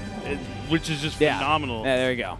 That's unbelievable, honestly. In 2 different games, that's very impressive. To even think that that's possible, it's out of this world. But it's been building up to this. This is the match I'm super excited for. The first ever Master Duel World Champions. And it will be champions because of the team format here. Again, a very fun and exciting and refreshing way to watch Yu-Gi-Oh! Played. I was so happy, Marcello, when we first saw the matches yesterday, the 3 duels at once, the energy is going to be electric, especially knowing that these players are also talking to each other during their matches. Indeed, and what you just mentioned, yeah, it is true that you get nervous, but you're not alone there. Let's remember, you have 2 friends alongside you, so I think that plays a huge role. They can help you out, they can keep your composure, you know? And especially because unless you get swiped 3-0, at least one of them maybe has won, he can help you out, you know, feeling better. So I think that's a great thing to do. And as you mentioned, we have amazing players. Jesse, 4-time YCS winner, won even more events. And Joshua, 3-time YCS winner, and they have a lot of titles on their end, a lot of experience, so I'm down. But if I'm looking at anybody, based on the performances yesterday, reminder, we didn't see Team 7 on stream. This is our first time witnessing them. Emery Emre showing up with the Labyrinth deck and getting 2 wins with it in the semifinals. Kind of carrying the team a little bit. Like, those were stressful moments where they were falling behind. Absolutely, and something I want to mention is also that yesterday we seen completely different strategies when it came to switching decks. Yes. In the semifinals, the Japanese team never switched their decks, and in the end that's what probably costed them the game, while the European team kept switching them around strategically. Yeah. I really want to see what Team 7 is going to do. I want to get Billy's thoughts on this, because when we saw the performance of Snipe Hunters, they were trying to read what their opponent was going to play and then counter with it. We even heard the players themselves talking about how important that is. Have you put any thought into what you would go for? Because if you have a deck that you know you want to play as your primary, what kind of decks are you then thinking of for that secondary to counter the weaknesses that your primary might have? Yeah, I think you're going to want to have a deck that maybe is resilient against like those combo kind of decks. You're going to have one of your 2 decks. You want to make sure you're going to have a lot of those monster effects or cards from your hand that you're going to be able to activate to disrupt maybe those combo decks. Maybe your other strategy is a little more control-based, a little more focused on setting trap cards, being better at going first. But you definitely want to be able to counter both of those kind of strategies, because that's really the 2 main dynamics of the Yu-Gi-Oh! Trading card game and in Master Duel. Well, you passed the test, because that's kind of what happened, right? Like, it was Labyrinth as the second deck. It was the Exosisters as the second deck. More of these anti, you know, if you're trying to beat Dragon Links, if you're trying to beat the tier decks, you're going to be playing that Exosister, right? So, like, it felt like they were always looking for the right matchup. And that's what you should try to do, but remember, don't take it too far, because we have seen yesterday Quantum Think playing a Sky Striker deck, and actually, you know, that wasn't that successful. So maybe when you take it a step too forward, trying to outplay your opponent, that could happen as well. It was fun. Yeah. Yeah.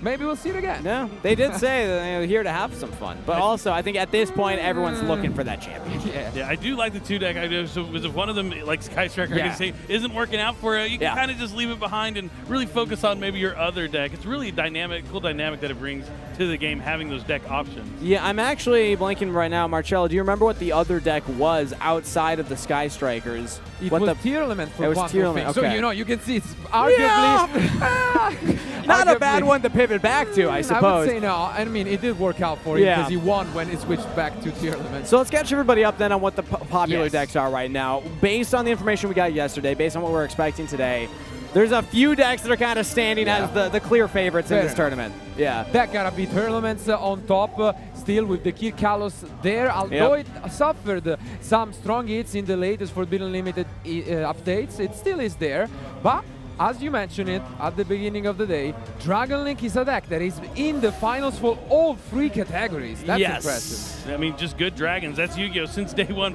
Started with the Blue Eyes White Dragon. The dragons have kept coming since then, and as we get more dragons, the ways you can play with it and the strategies that you combine it with, they all seem to work together and really create this Dragon Link strategy that, has dominated the World Championship here in 2023. Specifically Dark Attribute Dragons. Something about them, you know, we just keep printing them.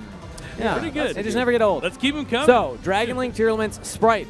Sprite's another one that's been all over the place. Absolutely. It's in there. We have seen players building it quite differently, though. Yeah, we've seen the Melfi engine in the Sprite. We've seen the Frog engine still in the Sprite. Oftentimes to get into that Melfi engine. Yeah, Ronin Totem being still around is huge for Sprite. Being able to still use that slot prog. Not having the totally awesome hurts, but being able to use Ronin Totem to still get plenty of Exceed summons and Link summons. Pretty awesome. You basically get to that totally awesome through the Herald of the Arclight. It's like a few extra steps. It's like kind of the same. Yeah, I am a big fan of the Melfi package in Sprite. Sprite's one of my favorite decks in Master Duel. I mean, you have the power with the tier limits, but with all the limitations to the tier limit monsters, the consistency is kind of not as there as it was in the TCG before all the hits. But Sprite is going to have a well-rounded matchup. You're not going to get blown out by cards like Dimension Shifter if your opponent switches to a deck. I imagine coming into a tournament full of tier limits with Kiktalos being around, you have to have Dimension Shifter in one of your decks. You do still have Elf though, so that is the big bonus for Sprite, is having access to that one.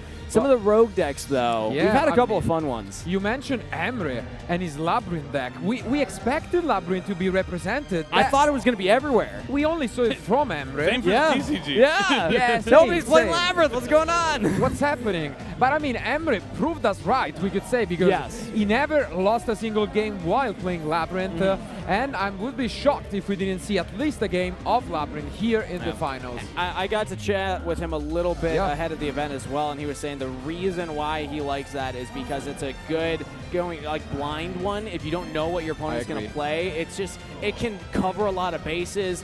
He didn't feel like there was a clear hard lose in the matchups, especially if you're going first. So that can factor in. Like the Exorcism deck, going second doesn't feel nearly as good as when you're able to hit that hits. Yeah, and that's also a big difference because compared to the other games, you cannot choose when to go first. True. Well, let's see who's going first here because we are ready for duel number 1, game number 1 for the first ever World Championship 2023 for Master Duel.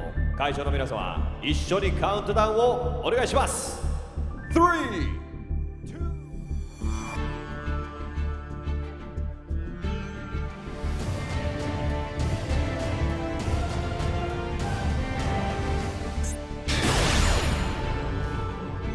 Opponents are matched up against each other. Snipe Hunters versus Team 7.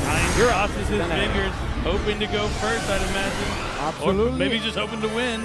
And as always, on table A for the first game, we are gonna see a battle of the leaders between Josh and Ray in this case. A reminder that the winners qualified were able to pick their teams. Both of these teams were picked well, as they're, of course, the representatives in the finals.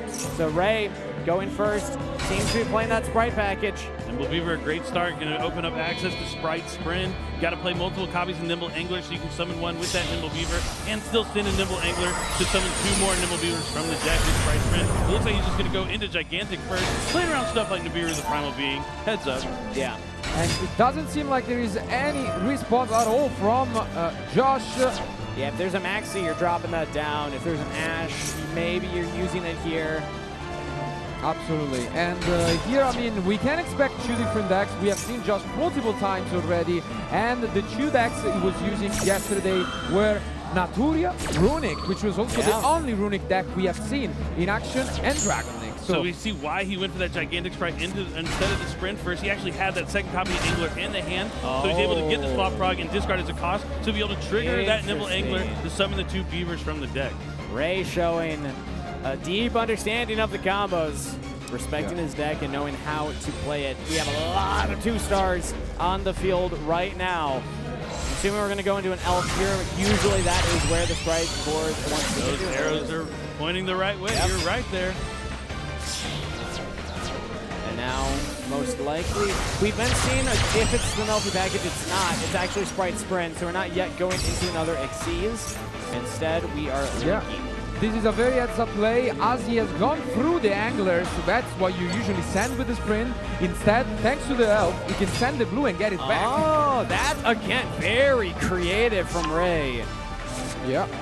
We'll be able to go into Sprite Jet and add a Sprite Spell or Trap card from the deck to the hand. Got a couple of options. He's going to go for Sprite Starter. It means he's trying to get access to a Sprite Red or a Sprite Carrot and be able to negate a monster or a spell and trap effect. It is rough that Josh opened no interruptions in hand. You want an Maxi, you want an Ash, even an Infinite Impermanence would feel nice. Yeah, and the consistency of Sprite is really what shines for this deck. Just being able to open up with a copy of Nimble Beaver and really just send you on your way with 1 card. And as you can see, Josh is actually speaking to his teammates right now. Maybe as he doesn't have many responses, he can focus on their games and trying to help him out at the same time. That's a good part to highlight. I mean, if you don't have interaction in your hand, might as well watch. Also, it gives you information of what your opponents are opening with, which duel decks they're choosing to play for that first duel. And that Melfi of the Forest added that Melfi Caddy. Yep. Such an awesome card. You're able to spell summon during the end phase, and then during your opponent's turn, it'll be able to return to the hand and add a beast, including Melfi Penny, which will be exciting for some interruptions to the turn. Generally, that is where they end up with. Yeah, I really like it if you draw the Penny, you're able to add something like Nimble Beaver or a different beast from the deck as well. But seems like that's about it, and this is an impressive field with 3 face downs. And he sets the Sprite Starter, right? So you have to be careful with the Melfi cards and the Sprite Starter, because if you want to go into the level 4 Synchro, you're going to have to do it before you use the Sprite Starter just brought out. Yeah, you actually use it on the carrot. Yeah. You could have another Sprite Starter. There could be. Could be a Smashers, could be a Gamma Burst, could be a lot of things. Infinite Impermanence is a very popular one, called by the Great. Josh does not know That is the important part to highlight. Josh will have to play through a fearsome field and 3 unknown back rows. Dark Ruler no more, notoriously really good against Sprite. Yeah. But if you're having it in your deck here, might not be the case. So what do you think, Billy, would be better if Josh was on the Naturia deck or on the Dragon deck? Okay, I guess now. I'm going to say Naturia just for his sake. Hopefully it is the Runic deck. It is. Has to target the Sprite Elf, has that targeting protection, just an extra bonus to Sprite Elf. Yeah, so now he's gonna think about either going for that carrot. He cannot use Masquerena because we are in the draw phase. Yeah. Important to note, these quick play spells can dodge out on Masquerena. So what does Ray want to do here? There's also those back row. I'm expecting one of them to be, and I think the most likely ones would be things like Called by the Grave, Infinite Impermanence, if they're running that one. I think I saved the carrot here. Against Runic, I really like to use carrot against Runic Fountain more than the Runic quick play spells, because you really want to prevent them from refilling their hand by drawing those 3 cards. Yeah, I mean, he goes for it. Oh, wow. And it's the Caddy. Caddy instead of the Melfi of the Forest. I think that means you have something like Sprite double cross that. Well, I mean, I guess the Sprint, so I guess you want that Exceeds material for Sprint. Sprint or double cross. Because you can just use the rat to get it back also. Good point. Yeah. I'm imagining with help on the field, we could get that Caddy back any moment here. Dispelling great at summoning a monster. Yeah, and he's probably going to chain it here on the Caddy, as mentioned. Makes sense. The way Ray plays this deck is so satisfying to watch. I mean, sometimes you open up those types of cards, you're like, oh, I got a Fever and an Angler. Well, I mean, everything worked out. Like, this is still a full-powered Sprite and field. But at the same time, Table C is over, and the win goes to Snipe Hunters. Emre with that Exo Sister deck taking the win. Incredible. Yeah, that was lightning fast. So since the monster was summoned, it's going to trigger the Melfi Caddy, so you'll be able to return that to hand and add a beast. Generally, it will be that Penny. Like you had mentioned, the 2-star tuner lets you synchro summon with something in your hand, the Melfi in hand. That will be a 4-star. And we do have Infinite Impermanence. Yeah, the name of the game, stopping Runic Fountain from connecting, is really good against any Runic strategy. That seems like it's a very rough start from Josh. Yeah, the best part about Melfi Penny, as long as the beast returned to your hand, it has that quick effect to special summon any time during the turn. So you can wait till the exact moment you want to do it. Yeah, but at least, as mentioned, he had that Sacred Tree, so he can go grab either Mold Cricket, which is usually one of the greatest options. Okay, now we're going for the Penny. If you can get Herald of the Arclight out on the field now, it feels incredible. You have the negate. You're really messing with the graveyard setup of the Runic deck, and it's just so hard to get through because it's not just that. It will also be the Sprint. It will also be the IP Masquerena. The Herald of the Arclight, yeah, definitely looking to just more ways to make sure Runic Fountain doesn't connect, or being able to stop something like Naturia Mold Cricket, like I said, very huge. Let's catch up on Table B while Josh continues on with the Yeah, turn. it seems like Quantal got a pretty good start here with the Tier Limit deck against a Dragon Link deck from Carmano. Yeah, it looks like in pretty controlling position with that Kaleido Heart and Scream on the field. We've also the Pierre Perle Rhino. You're right. There we go. Look at that. Infinite Impermanence, Called by the Grave. We're both set. And we're going to chain Naturia Blessing. Oh, that's really big. Being able to get the Naturia monster out of the graveyard, the Call by the Grave won't resolve, and the Mold Crew will be on the field. This might prompt a response here. Herald of the Arclight, you could just choose to negate now. Exactly. I think you might have to. I think so as I well. would. But again, I've been wrong before. Let's see what Ray's reading right now. You still do have the IP Masquerena and the Sprint. I see a Hovness being triggered down there on game number 2 versus Striker Dragon. Going to be sending a lot of cards from the deck to the graveyard. It looks, if Table B goes in favor of blue team, even if Josh is behind here, even if Josh is struggling, as the Herald of the Arclight will negate, it's a good start for Snipe Hunters. They've already won the first round, or rather the first duel, and it seems like Table B is going to be a victory for them as well. I love the animations in Master Duels. Called by the Grave is a good one. Dark Ruler No More actually has a really cool one that I like a lot. Ooh, and a Magnamud on Table B at the same time, while on Table A, it seems like Josh is struggling with 2 cards in hand, and his face sets one. Wow. Sets another. This might be it for Josh next turn. Yeah, this game not looking great. Oh, that is not ideal. And we have the Smashers. What did I say? The back row for Sprite is a little predictable, and it was the usual suspects. Goodbye to that one back row, and it looks like goodbye to Josh in this first duel. They got one card in hand, one monster on field, and Ray has many options. Raymond Dye, YCS champion in his own right.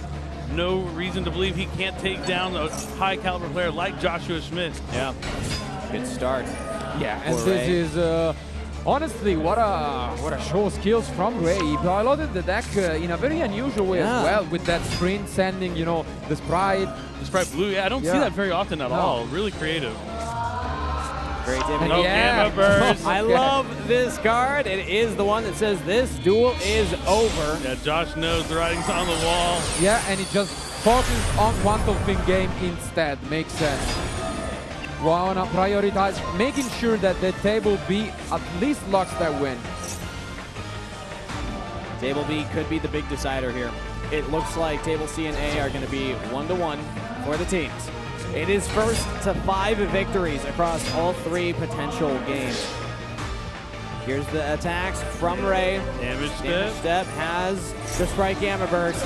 Ray with these attacks will take down Josh. There's nothing that Josh will have in hand that can stop this against the Sprite Carrot and a red.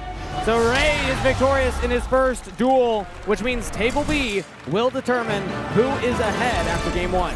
1-1. So there we are. As mentioned, Quantum Fin, really good spot at the moment. But some bestials on the Dragon Link deck from Carmano. Carmano went first. We're in turn 3, main phase 1. Yeah. So Carmano set up a field. It was cracked by Quantum Fin. Yeah. And now you got to play through all of this. It's tough. I was looking at it, and I'm pretty sure he just got it with that Max C, and he decided to completely pass. So that's what happened, and now he's trying, you know, to fight back from this threatening field from Quantum. This Shield Baldrake, fantastic card, and we have the Lubellion in the graveyard. Gonna be able to tribute that Baldrake and summon back the Beast Lubellion. Let's see if he has a branded spell or trap he's gonna be able to activate from his deck. It looks like he is gonna place one to the spell and trap card zone. And a Saliak. Wow. Saliak with Kaleido Heart, incredible combination. Yeah. Or you could send the Hovness and fusion summon that way. You could send the Kaleido Heart, it comes back and sends that Aqua Monster from your deck to the graveyard. Looks like he's just gonna go with the Hovness to go directly into a fusion summon. Let's see if there is another bestial in the end to stop this upness. Yep, and the Kaleido Heart effect triggers since an Aqua Monster was sent to the graveyard, it can return a card on the opponent's side of the field back into the deck. Yeah. That doesn't seem to be the case, so this makes it very hard for Carmano to fight back with only 3,100 life points left. I miss this card, Telements Kictalis. One of the best Yu-Gi-Oh cards ever, in my personal opinion. Very powerful card. I remember pulling 3 of this in my first box opening. Nice. Yeah. That's that. Telements Rhino Heart for follow-up. Okay, we see the cow space. This is one of the powerful aspects of the Dragon Link deck, is that you still have many plays. The playbook goes very deep. I think he's shaking his head. He doesn't seem happy, and he passed back. That's it. End phase. That should be game. Quantum Link only needs to do 3,100, has more than enough just on the field presently. Advantage looks like it's going to Team Snipe Hunters. Yeah. Even though their leader lost, they are still on the edge of just winning this sets of game 1. And we are going to play safe still from Quantum Think. Isn't just accepting Carmano's pass as a signal that this game's over. Still wants to go into more cards. Yeah, the Kikalis is going to send 5. The Scream is going to send 3. The Rhino's going to be able to send any Tearlaments card. This game is all but over. Yeah, we're just going through the motions.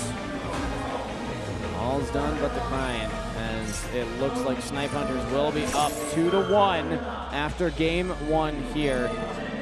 Pivotal that Team 7 still picked up 1 win, though. A reminder that it can end in 2 games worth of duels.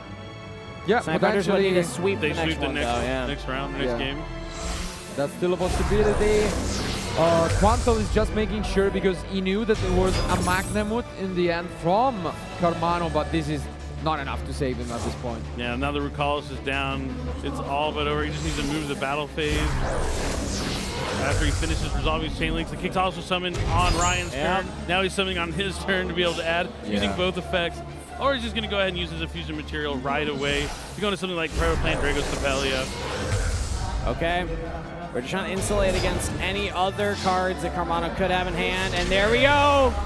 Game 1. Advantage to Snipe Hunters and advantage to the European representatives. Well played nonetheless by everyone here. But as you mentioned, now we are moving on to the second sets of duels, as our players will actually switch over their opponents. Yeah, the opponents switch, and this is where it also gets interesting. Let's catch Billy up, because this is where the decks can change. Little game of musical chairs. Yeah, it's a 50-50 to know. Either way, like what your opponent's going to be playing, so you still have to guess in a way of like, okay, we can't assume they'll play the last one. Yeah. And oftentimes, who wins this next round is the one that makes the correct read, Marcello, of actually knowing the deck to play. Absolutely. I gotta say, it's also interesting the way they are paired up against. For example, we saw Jesse Cotton losing round 1 because he was up against Emre, and arguably that's his worst matchup, because he's gonna be facing against either Exosister or Labyrinth, and he's the one with the tier deck, you know. So maybe that's what happened. But now I feel like he could just keep playing a tier element, and worst case scenario, if he's up against Quantal, that's a mirror match, and he is very experienced with it. You know, I wonder if Jesse does switch to his other deck, because I mean, he's really well known for playing tier elements. You know, during that format during the TCG, he dominated the game. Multiple YCS finals, wins, everything. So maybe they're going to have something lined up for him, knowing to switch into the tier elements. Maybe Jesse can catch him off guard, switching into his other strategy. But I think Jesse's favorite card, Fairy Tale Snow. Hard for me to believe on the World Championship stage, he's not going to believe in Fairy Tale Snow. That, you know, that's a good point. The fun part, though, is the layers of mind games. Because if you thought about it, maybe the opponents on stage thought about it and thought, oh, Jesse's not going to play the tier elements again, because he always plays tier elements. He's probably going to try something different now. And then you try and counter that. The layers just keep going, and at some point the decision has to be made. The players are on stage deciding right now, and this could be pivotal, because as we had said, there is a chance that it ends here if Europe's able to 3-0 in this game. Not expected, but if they can, they could be champions already. Yeah, so close they can taste it. Knowing that they have that opportunity, they might try even harder just to really focus, because this is the closest they've been all tournament to becoming the world champions. First ever Master Duel world champions. Absolutely, and as you mentioned, now still a chance, but the opponents changed, and what I want to see is some switches now, because sometimes it depends on what you're playing against, and this adds another layer to what we mentioned. So now I'm thinking that also the first time that we have seen Josh losing in game 1, usually it was always the players carrying. No, not ever, I guess. Ever is maybe Very too much. impressive career. But yeah, we've seen him really helping out his team yesterday, and now he's on the opposite direction. So yeah, I mean, he's obviously experienced, but let's see if he can keep his composure and, you know, keep helping out the team. Yeah, same for Ryan also losing that game 1. You know, losing game 1, it's all about keeping your composure. Good way of putting it. You just have to stay focused and realize you can come back. There is a chance, even though you're down, you're not out. Yeah, I gotta say, I am surprised that we're seeing Exosister played in the first duel so often. Yeah, it's been very prevalent. I thought it was going to be more of a secondary deck that, you know, comes out after the fact, once you know who your opponents are going to be. But no, we're just seeing it thrown out immediately. I mean, maybe, as you mentioned, we went through a lot of different duels yesterday, word spread, and there is a chance that he knows, as you mentioned, Jesse Cotton is known for being a tier element master. So that's what he did. Emre got rewarded, and as you mentioned, might be the underdog on the team, but for now he has won his first game. Quickly, too. He was one of the first ones finished. That was very I barely got to fast, see what even happened in that match. I was seeing some Exosister Xyz monsters pop up. I think I saw a Magnifica, maybe. It was pretty crazy. So it's good to have Marcello on, because I swear there's a third eye somewhere, and all are looking at a different screen. So all the information's processing. You could probably take us through everything that happened in that duel. Absolutely, I can try. Not even live in front of the audience. I can. I did. I was watching that. I did. You'll catch us up during the next duel. I mean, what happened though, which I did catch, was that he won the coin flip. So that was an important one in that matchup, I gotta say, because the tier element deck obviously I'm favorite in general, but when it goes first, sometimes that Fairy Tale Snow, you know, can help out, especially against the Exosister. But I mean, That's part of the game. That's what happens. And it's also part of how you're picking your deck, I guess. I mean, Raymond Dye, you know, I expected him going this thing. I thought he was going to be the one that was going to be bringing Exo Sisters as his main deck. That is the deck he won a YCS with this past year. So I know, I think he also used it a lot in the qualifiers to get here. I know that was one of the decks that I saw a lot of people encountering on their way because a lot of tier limit, a lot of Exo Sisters to counter it. Same kind of thing playing out here at the World Championship. We still have a little bit of time before the players will be ready on stage, so I want to dive a little bit more into some of the players and the history of them, because Ray, like you said, a legend in his own right? Oh yeah, definitely. I mean, the first time I met him, it was at the last World Championship, and we got to talk a lot, and he's just a well-rounded player, and he's stayed consistent with it throughout these 4 years, even just winning that YCS this year. And then, you know, just being able to qualify for the World Championship Master Duel is extremely hard. Tough. Now, not taking away from the 2 people that he invited, but being the one that is doing the inviting, that has to mean something. Absolutely, it does, and he is the leader of the team. But I think he picked some pretty decent players, right? The former world champion, one of the best in the game of all time. I will say, I think that it speaks to the prestige of this being the first Master Duel World Championships as well. Being willing to play here when presumably there could be other options for some of these duels of like, okay, which one am I going to try and grind to and get to? So yeah, I think we got a plan. Next year, you do the grinding and then you invite us over. Yeah, you do the hard work. We'll tag along. Yeah, I can do this. We'll come from here up on the stage. Come on. We believe in you, Kate. I have a really good Dogmatica deck. Nadir's Servant, one of my favorite cards. So do you think it's good enough? It could be by this. We'll never know next year. That's true. You never know. From Konami's listening, just print some more Dogmatica support. You know? Exactly. We're starving out here. Sounds like a They plan. do have a lot of support, but there could be more always. There could be more. I think you might be the only one that wants that to continue. You know what, now that I think about it. But we are getting ready to hop into the second game. Will Europe sweep here and end it now, or will North America strike back? Team 7 taking on Snipe Hunters now. The opponents have swapped up. The decks maybe have swapped up. Yet to know currently. As we can see though, that are the matchups. So Josh is gonna be playing against Carmano, while Quantal is gonna be playing against Jesse. Let's see. We most likely will jump into table 2. So table B, let's see. I love this intro for the World Championship. This is sweet. I love to let the tension build, because you know these players are feeling that tension as well. You see their faces, you see the concentration and the focus that all of them have to exhibit. Team 7 communicating a little bit, probably saying who's going first, and we see just a blind Maxi in the draw phase. Wow. Yeah, probably trying to play around something like triple tactic talent. You want to use that before they'll be able to also have access to that, since triple tactic talent's only main phase. That's a good point. Follows it up with that Rhino Heart's normal summon to Sin Hovness. This is where you could be weak to something like Infinite Impermanence, but nothing there to respond to it. And he's going to be able to go straight into tier limit 6 hollows. So if Jesse stick with his deck, we might be in for a tier limit mirror match in this one. And we do see in table C the classic Ash blocking a Maxi here. And it looks maybe. We see Ecclesia the Virtuous, a Sword Soul coming out at table C. Raymond Dye switching over to Sword Soul, I really like the start from Quantal thing. So tier limits can kind of play into Maxi just a little bit, because you can just go into Kick Talos, grab tier limit Soliak, and you'll be able to use that Soliak to send Kick Talos to your opponent's turn, and that gives you the opportunity to send 5 cards from your deck to the graveyard. And we see, it's gonna be a mirror match for this one. Let's see if Jesse is the tier limit master, as many of that called it. We talked him up, and this is the opportunity to prove it. Tier limit Scream is huge, so even if something happens to stop this Rhino Heart like tier limit Soliak, which I can only imagine will be happening, you're still going to be able to send those 3 cards, hopefully hit a tier limit monster, or maybe a Mudora or a Keldo, which will be really advantageous in this mirror match. See a heartbeat.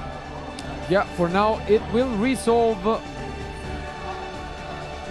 Obviously, this is a matchup that we have seen plenty of time, even in the TCG, as you mentioned, Jesse having great success with it. Multiple YCS finals during that format. There was a whole format in TCG where this was the deck to play. Oh, wow, and he goes for the Kelbeck in the mirror match. I think you just have to do it sometimes, especially if you don't have any plays to really keep going. And I see a Nagito also milled. Yeah, I was going to say this Kikkalos for Quantal Think could be pivotal, but getting an additional 5 cards sent Could be huge. Also could be huge. Let's see usually what was sent from either player. Yeah, when you're sending those 5 cards to the deck of graveyard in the mirror match, you really want to hit that Keldo or Medora to be able to respond to that your opponent's chain links. Just shuffle back those Tailwind monsters. But he's going to go into Kitalos, trigger Scream. All right, well, Jesse Cotton showing that only one of them has the special rarity, Kitalos. So, yeah, that royal rare is beautiful. And he also has that royal rare Gita, the Ancient Sentinel.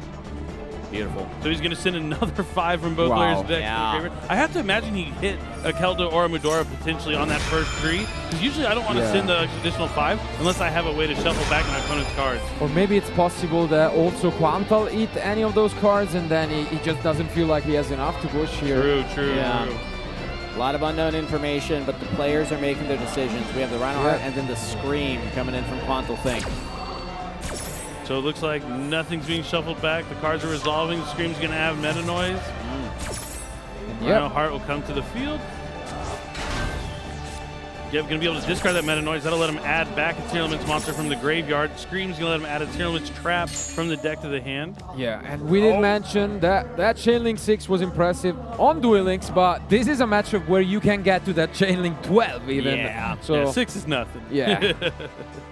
We're probably going to see I don't think he added anything from the Scream. He might have sent all of his traps from the deck to graveyard from those 2 that was unlucky. And as you can see here, that is confirmed by the activation of the Salyak,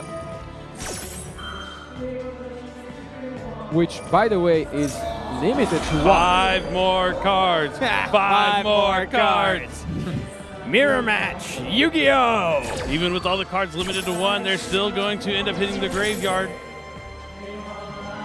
No one's taking any damage. We expect this to be a long and grindy duel. So we'll try and catch up on a little bit of what's happening on Table A and Table C while these combos go through. Yeah, see a Sword Soul board established with that Chi-Chao and Baron on Table C. Which is going to be up against the Labyrinth deck from Emre. Ooh. So that's a very good opening, though, from Raymond. On the other side, it seems like they both, I guess, Joshua Smith over to the Naturia Runic deck, but he had an opening with just a lot of Runic cards. He's 7 cards in his hand at the moment. Runic can draw through all of that. Maybe it was a maxi. We'll have to wait and see, as Table C has also had some interactions. Not catching back up on Table B here. Look at that. We finally resolved the chain links. And then it's just a Merely and a Hovness, 1 from each side. Both players going to fusion summon here. Quantal Think, when it's your opponent's turn and you're using your fusion summon, you're looking to go into Predaplan Drago Sepelia, Tearlaments Kaleido Heart. Looks like he does have the proper material, so he's going to be able to go into that Kaleido Heart. Still hasn't had to use any of his face down spell or trap cards quite yet. That's pretty intimidating for Jesse Cotton to keep track of what those could possibly be. A reminder that Quantal Think is assembling all of this off of Get Close Set 3 Pass under the Maxi. Ooh, but we see RP Feather Duster from Raymond. Sorry to interrupt there. Wow. Good news for Ray. Against the Labyrinth deck, that's one of the best cards you can get. Jesse also fusion summoning for his own Tearlaments Kaleido Heart. Yeah, this is considered by many one of the most technical matchups probably of all time in Yu-Gi-Oh! Some people loved it, some people hated it when it was in the TCG. It is here in Master Duel. What are your thoughts, Billy? I requires love it. A deep understanding of the matchup. It does. It's a lot of fun. It's a lot to keep track of. You might have a small little headache afterwards, but it's really rewarding when you feel like it all comes together. Yeah, I think that's why we see, even if Jesse Cotton, maybe the read is, oh yeah, he's going to play this deck. That's why you put him on the deck. Because you need to understand these matchups, these intricacies. We see the Kaleido Hearts trade effects with one another, both targeting each other, sending them both back into the extra decks. Very funny interaction. I mean, this is a pure mirror match, right? We saw 2 Kaleido Hearts, 2 Rhino Hearts, and 2Kikalas both on either side. And there's an actual mirror in between these 2 fields. That's true. Literally, you're on to something. Doesn't get more than this. Now, Tearlaments Sharon that he added off that Soliak. Usually you go for Hovness or Sharon, and Sharon's going to be able to discard the special summon and send the top 3 cards from the deck to the graveyard. Interesting, though. We see a Pot of Desires getting sent from the deck. Not a popular choice, I got to say, for this deck. So an interesting build here. Yeah, I think he might have used it in the TCG as well. Yeah. Oh, but Kelbeck in the hand. Yeah. Cards are Nice. sent from your opponent's deck to the graveyard. You can special summon it. Then you're going to be able to target a special summon monster on your opponent's side of the field, return to the extra deck. Really good at getting rid of Kicks Hollow so they can't use that effect to summon a tier element and send the top 5. That's big. Kelbeck is huge. It's one of the best things you can have in the mirror match. And having it in hand means that Quantal Think not only had the Kickless set 3 pass, but also further installation against the mirror match against Jesse Cotton. Quantal Think making Cotton think. Hey! And and there it is. Talk about good cards in the mirror match. Triple Tactic Talent, one of the exclusively best cards in the mirror match because you're almost guaranteed that they're going to be activating effects during the main phase. And he's going to take his opponent's Kick Hollow. Yeah, oh yeah, you like getting rid of my Kick Hollow, so I'll just take yours instead. How about that? Yeah, he's going to probably try and use it to fusion summon, Oh, but wow. he has Super Polarization! I mean, when you think about the back roll that this deck will play, you have to keep track of Super Poly. And Quantal Think says, no, that in fact is my Kick Hollow. The best part about the Super Polarization, it is his Kick Hollow, so that means it's going to his graveyard. Oh. He's going to get the fusion resolve summon, it. and he's going to get to send the 5 cards from his deck to the graveyard. This is one of the best cards you can have in the mirror match. Kelbeck and the Super Polymerization, huge for Quantal Think. But Jesse could be in trouble. Table C is over, and It Raymond is the winner. So All right, Team 7 sticking in it. tying They pick the up their score. second win, 2-2 now. I see a Medora going to the graveyard. This is looking bad for Jesse actually now. But this is great news because this means we are going to the third set of games no matter what. I mean, from the team leader's Yeah. sheer grit and making sure he's at least winning his games, he's going to push it to another match. Now table A looks like not a great board state So the cool for part the about North American representative. the cool part about Keldo and Medora in the mirror match, you usually want to use yours if your opponent has one of the 2 in the graveyard to target their Keldo and Medoras to force them to either use it or choose them to go back into the deck before you have to activate another effect, and that's what we see happening here. Tough spot here for Jesse, but still able to continue. As you mentioned, it's also interesting with the shared pool. Where is the Zeus? Do you think it could be in this deck? Because then, you know, It's tough, yeah. You do have 2 4s. You could just go into a rank 4 and then try and go into a Zeus. Yeah, a lot of times in the mirror match, you go into like a Dweller so you can use the effect. So you can go into Zeus, and then when you Zeus everything to the graveyard, it won't trigger any of the effects on the field. That's a good point. But he might be trying to find a way to clear the field and then still have a Abyss Dweller on the field. But with no cards in hand, maybe that Dweller into Zeus will be Jesse's one way of winning the game. And Snow being in the graveyard, that's Jesse's favorite card. That really is going to change a lot of things. Yeah. We've seen the targets in the graveyard. You can just banish those now and have this in hand, too. Maybe Jesse's not out of it quite just yet. His favorite card is Fairy Tale Snow, and he's showing us why right here, right now in the World Championship. not once per turn, gonna chain Not the once per same chain. Snow. Yeah. Even. Yeah. We are up to Chain Link 7. Between everything on the board, everything in the graveyards, and it will resolve Jesse Cotton, showing why he is so feared in this deck on this matchup. At the same time, Table A, a Trishula just hit the field for Josh in what looks like a dominant position. This would be big for Jesse. If you can win this, it's now even 3-3 going into that final game. If you lose, Team 7 needs to sweep. They have to win. Yeah, this game is huge. Jesse really needs to win this game because you can almost, I mean, Table A, it is, that's a lot of cards in hand. I don't think Josh is going to lose this one. It's looking unlikely that Team 7 will pick up the win, so that means Jesse Cotton's got to focus up here. We are overlaying into that Abyss Dweller. And we go to the battle phase, so for now, gonna try and clear everything except for that Rule Colors, it seems like. But what are those 2 face downs?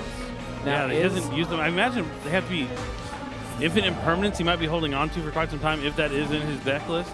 I suppose.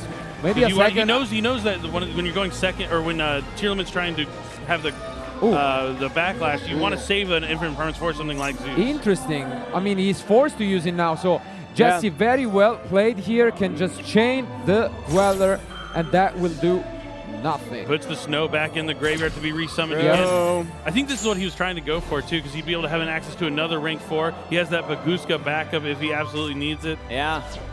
Yeah, and here Quanto gonna keep his Rhino Heart by sending the Kelbeck instead.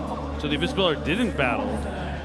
No, so I'm guessing there is no Zeus in this deck. That is the shared Cool. But maybe that was a little bit of mind games, because does Quantal Think know that?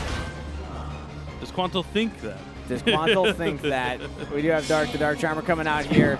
Link climbing slightly. As we'll take the Happiness and now go into, a Sprite Elf. Yeah, Dark really good at giving you access to Sprite Elf. As long as your opponent has a Dark, when you don't have those level 2s on board, you can go into that Link too. But the Diviner. I love Diviner in tier limits. It gives you access to Baron to floor. As you're able to send a level 4, you can put that Medora in the graveyard to use in the mirror match, and you always have a 4 and a 6 level 10 Synchro. It could be Chang Ying. It's either Chang Ying or Baron here. It might be Chang Ying. We have confirmation table A. Blue team has won. Snipe Hunters is now up 3-2, but Jesse Cotton is keeping Team 7 in this, keeping North America in this. Baron and Sprite Elf on the field. They've already used the battle phase. So it's back over to Quantal Think's turn. The beauty of the tournament mirror match. So many things going on. So many effects you track of. But in the end, this is the result that Jesse was looking for. Yeah, and this was beautifully executioned by both sides. Yeah. Yeah. This draw is an important one, I feel like. Yeah, it's all on this one top deck. And what's that other set card? Because there is still a card that Quantal Think did not use throughout that entire turn. Could be another super quality, maybe. That's a terrifying thought. And now we're gonna see the Elf. He could.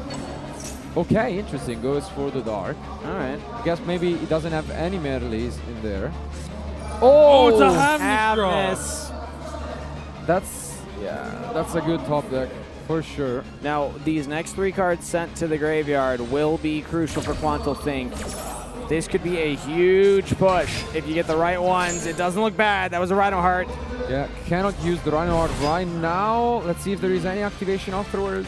Yeah, Dark kind of cool in the mirror match. Also, it has that effect if it's destroyed, you can add a Dark monster with 1850 or less. Yep. So it can get you some tier limit monsters. Not too bad having on the field to bring back with Sprite Elf. The only problem, is that it needs to be linked summoned. So right now he cannot use the effect to search if that goes away. I want Quantal Think. We don't have confirmation if this is waiting to trigger something that was sent to the graveyard. No, it wasn't. We're just into battle phase. What is Jesse's set card? Let's see. All down to that. Happiness beats. Let's go. Worst case scenario, he could keep that Dark just in terms of being there, being larger than his monsters. But if Quantal Think is able to clear that, trade the 3,000 attackers, is in a good spot, could still go into a... It's a close one. I mean, he might be a crash. Dark of their own. I think he might crash here. I mean, it's a difficult decision, Yeah, I mean, really all you have is that root call, so you could go into a Dark. Yeah, because if you crash, you just go for your own Dark, I guess. Yeah. But your opponent has the Mudora. We don't know if... I mean, I guess he has Mudora plus the Snow as well. The Snow's huge, Oh, that's very important to track. That Okay. means the Dark play is not really optional. And Forbidden Droplet. So he's going to be able to send this Scream as a cost, have that recall. That is huge. Damage step, no interactions. That's goodbye, to win Rocalo. this game for his team. That's huge. Yeah.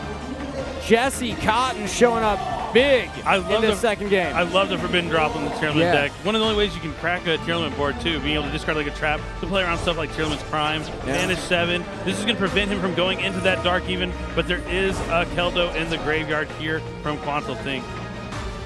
Does he have 7 more he can banish for the Snow, or just let it go back? He's already banished 14, right? Yeah. How many cards are even left in deck at this point? No, Chain will resolve. Yep, he has 7 more. Snow, the gift that keeps on giving. Wow. Already the 4th time he has activated that effect. Banished It's his 28. favorite card. Yeah. I mean, I feel like at this point you're just out of resources. I imagine for Jesse Cotton, this should be the game-ending push then. If you're not able to close it out here, it's going to be rough. I guess the same could be said for Quantal Think. This is not the ideal field state. Just one face down. That's all he has left in this duel. And now plays back to Jesse. We could even see that Baron switch, but I think he doesn't. He hasn't negated anything with it. No, so he has not. You just keep it. It's a great Target card. destruction, probably hit that back It has row. to be Prime, right? Tier limit's Prime. Oh, super. It was Super Poly. So he had it, but had nothing to really use the fusion effect for it. Wow.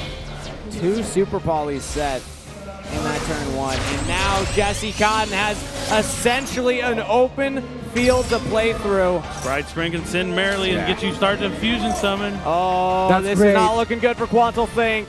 This is looking like it will be all down to the game 3 with a 3-3 score. This duel required an extreme level of mastery in these decks. Jesse Cotton and what he has accomplished right here is nothing but impressive. Playing through everything Quantal Think had. Playing through the Super Poly. Playing through the kick close ping pong. Absolutely. I mean, we did mention these are among the best players in the world, but even among the best, you know, some players are just up there, and Jesse is just one of the best the game has ever seen. So. And honestly, one of the greatest I've ever seen. Props to Quantal Think as well for even having Maxi in the first turn, still being able to make this competitive. This duel delivered everything you could have asked for in the mirror matchup. I love me a Tier Elements mirror match. See if it's going to be Drago Stapelia or Rukalos. It's Rukalos. And that's it. So Brandon takes down Clear the Hodgman. field. We're going to hit some damage. It'll be down to the draw for Quantal Think. 6,000 damage for this turn. Gonna leave just a few left to his opponent, and that's it. One more card, but Can you do it? I know the other. This is no again. Just to Oh, close it down. he has to use every card he has left to clear the Fairy card. Tale Snow for the game. We thought Quantal Think would have another turn, but he does not. That is a 2-1 for North America, and we got a tied series. It's all tied up. I couldn't ask for a better match. I'm glad Jesse got to put on his show. Both of them playing incredible. That's what I love about the Tier Element mirror match. You really get to bring out the best in the players.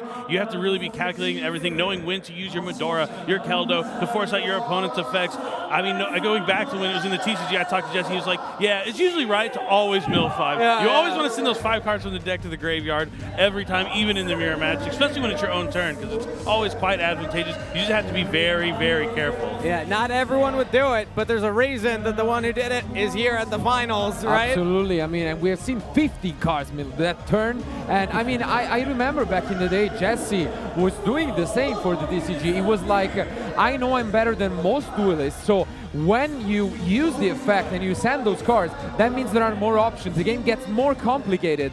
So that makes sense. And now it's a tied series. Crazy. This next game will determine who is world champion. After a duel like that, I got what's Quantal Think processing right now? Like, how are the nerves? You just had to go against just gotten in the mirror matchup. Very tough getting maxied right away. Still trying your best to play through it. You have to reset. You have to somehow refresh yourself for another duel. Take a breath. But now, out of just elimination process, we do know the final matchup. So maybe we can speculate about how we think that's going to happen. I'm down. Because as we have seen now, it's down to Quantal Think. The decision is, does he want to play Tier Element for the 3rd time, or does he want to switch over? And he's going to be up against Raymond Dai to decide. Who is undefeated. Ray's been going incredibly well so far. Had the Sword Soul in that last duel. What do we think about Sword Soul versus Tier Elements? I don't think it's a good matchup for that one. I think I'd much rather stick with the Sprite. Okay. So that could be, I would definitely stick with the Tier Element if I was Quantal Think. But on the other end, I think we are going to have that Josh against Jesse matchup, right? No, tell you it ain't so. It's coming down to Josh versus Jesse in the finals. Absolutely. Wow. Yes. That, honestly, you could not write it better. Oh, we did. We did it, Konami. Great This is scripted. All Great scripted. script. Yeah, absolutely. If you know All anybody, according if to you know plan. anybody who is not watching live right now, shoot them a message, give them a call. You have to watch this next duel. This next game will determine everything in a momentous occasion. North America versus Europe in the World Finals. Absolutely. But the last match is also a decided one. The one between Ryan Yu and obviously Emre. Yep. We could have that Labyrinth mirror match as well. That's an option. We haven't seen much of Labyrinth yet in this finals. I'm down for that. So Can you imagine? And Ryan Yu, notoriously known for being a really good Labyrinth player from the TCG. Yep. He did really well with the deck. He just picked it up the night before. He's assuming he's played with it a lot since then. Yeah. It's just really incredible. I mean, coming down to the last 2 wins. Like, it was first to 5, now it's the first to 2. Yeah. I mean, I predicted it was going the distance, if you recall. And at the same time, at the moment, he is the one who is at least feeling like he's letting his team down with the Zo-Ochu start, while Raymond, the leader, is really carrying him. So I would expect Ryan now to push, and get that win for the final round. He really needs it. Otherwise, I think he would be quite disappointed. Hear me out. Yeah. So we just got the tier limit mirror to be the decider of that last round. Yeah. The other 2 matches are going to split 1-1, the other 2 duels. Yeah. And then it's Labyrinth Mirror. And that's going to determine Worlds. Nobody else is playing Labyrinth. It wasn't on other players' radars, other teams' radars, but the 2 teams that made finals chose to play that deck. I feel like there'd be some poetry. I'm down. Yeah. And I'm pretty sure that we might get to see that one on stream. I think it's Stable C, which is Emre Stable, and I'm pretty sure we get to see Emre against Ryan. So that would be a good one. I mean, just speaking to it, if Ryan did lose the first 2 games as he did, I wouldn't count him to lose 3 in a row. So exactly. It's all in his favor. We know he's a good duelist. We know he's incredible. got it in him. World champion. I imagine that the audience will be voting for one particular duel, though. Maybe the Jesse versus Josh. We'll see if we're treated with that one or what it will be at the end, as it does often rotate around. So, but either way, I mean, we'll see it on the screen. I can't believe. I mean, this is why we were so excited for this match, is because we get to see these legendary duelists against each other. And also, as a final reminder, there is a chance that the 3rd game doesn't even matter, because if the first 2 are over, good point. This is over. The 3rd duel will not even continue. Like, they need to just win 2 out of the 3 to become world champions.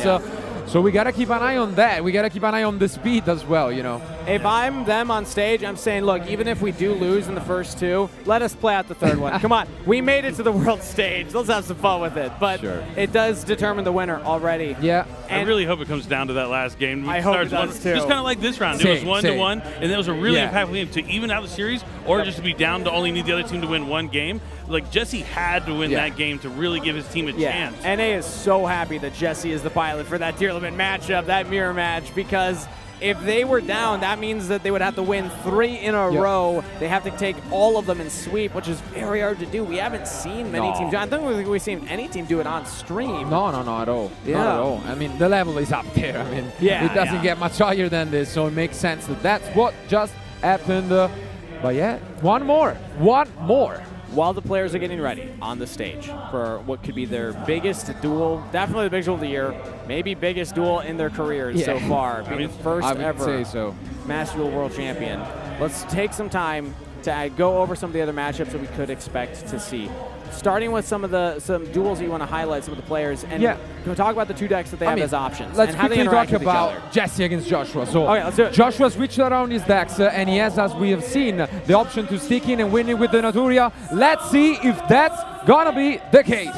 We're in to the series determining game.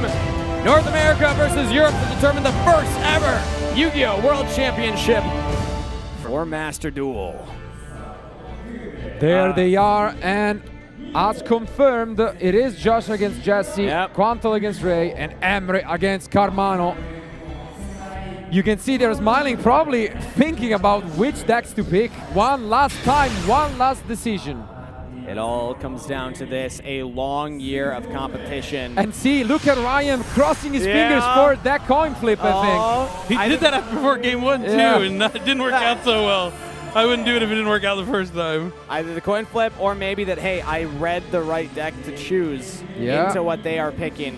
We'll have all the information here shortly. Let's take a look at these coin flips. Could be a good one. And as expected, we are seeing Emre. Oh, and Maxi on Martha. Exo Sisters being played by Emre. Did not go for the Labyrinth deck. Yeah. Table B, I see a Primeval Planet Pellerano getting stopped by Ash Blossom and Joyous Springs as well. So Josh, actually, I think completely whiffed. Josh activated just his branded spell and passed. Wow. Oh, Table 8 not going well for Snipe Hunters. We'll keep our eyes on it. A complete brick, maybe some Bestials, and that's about it, I guess. We'll have to wait and see. Not ideal. Gonna add Vadis off of the packs.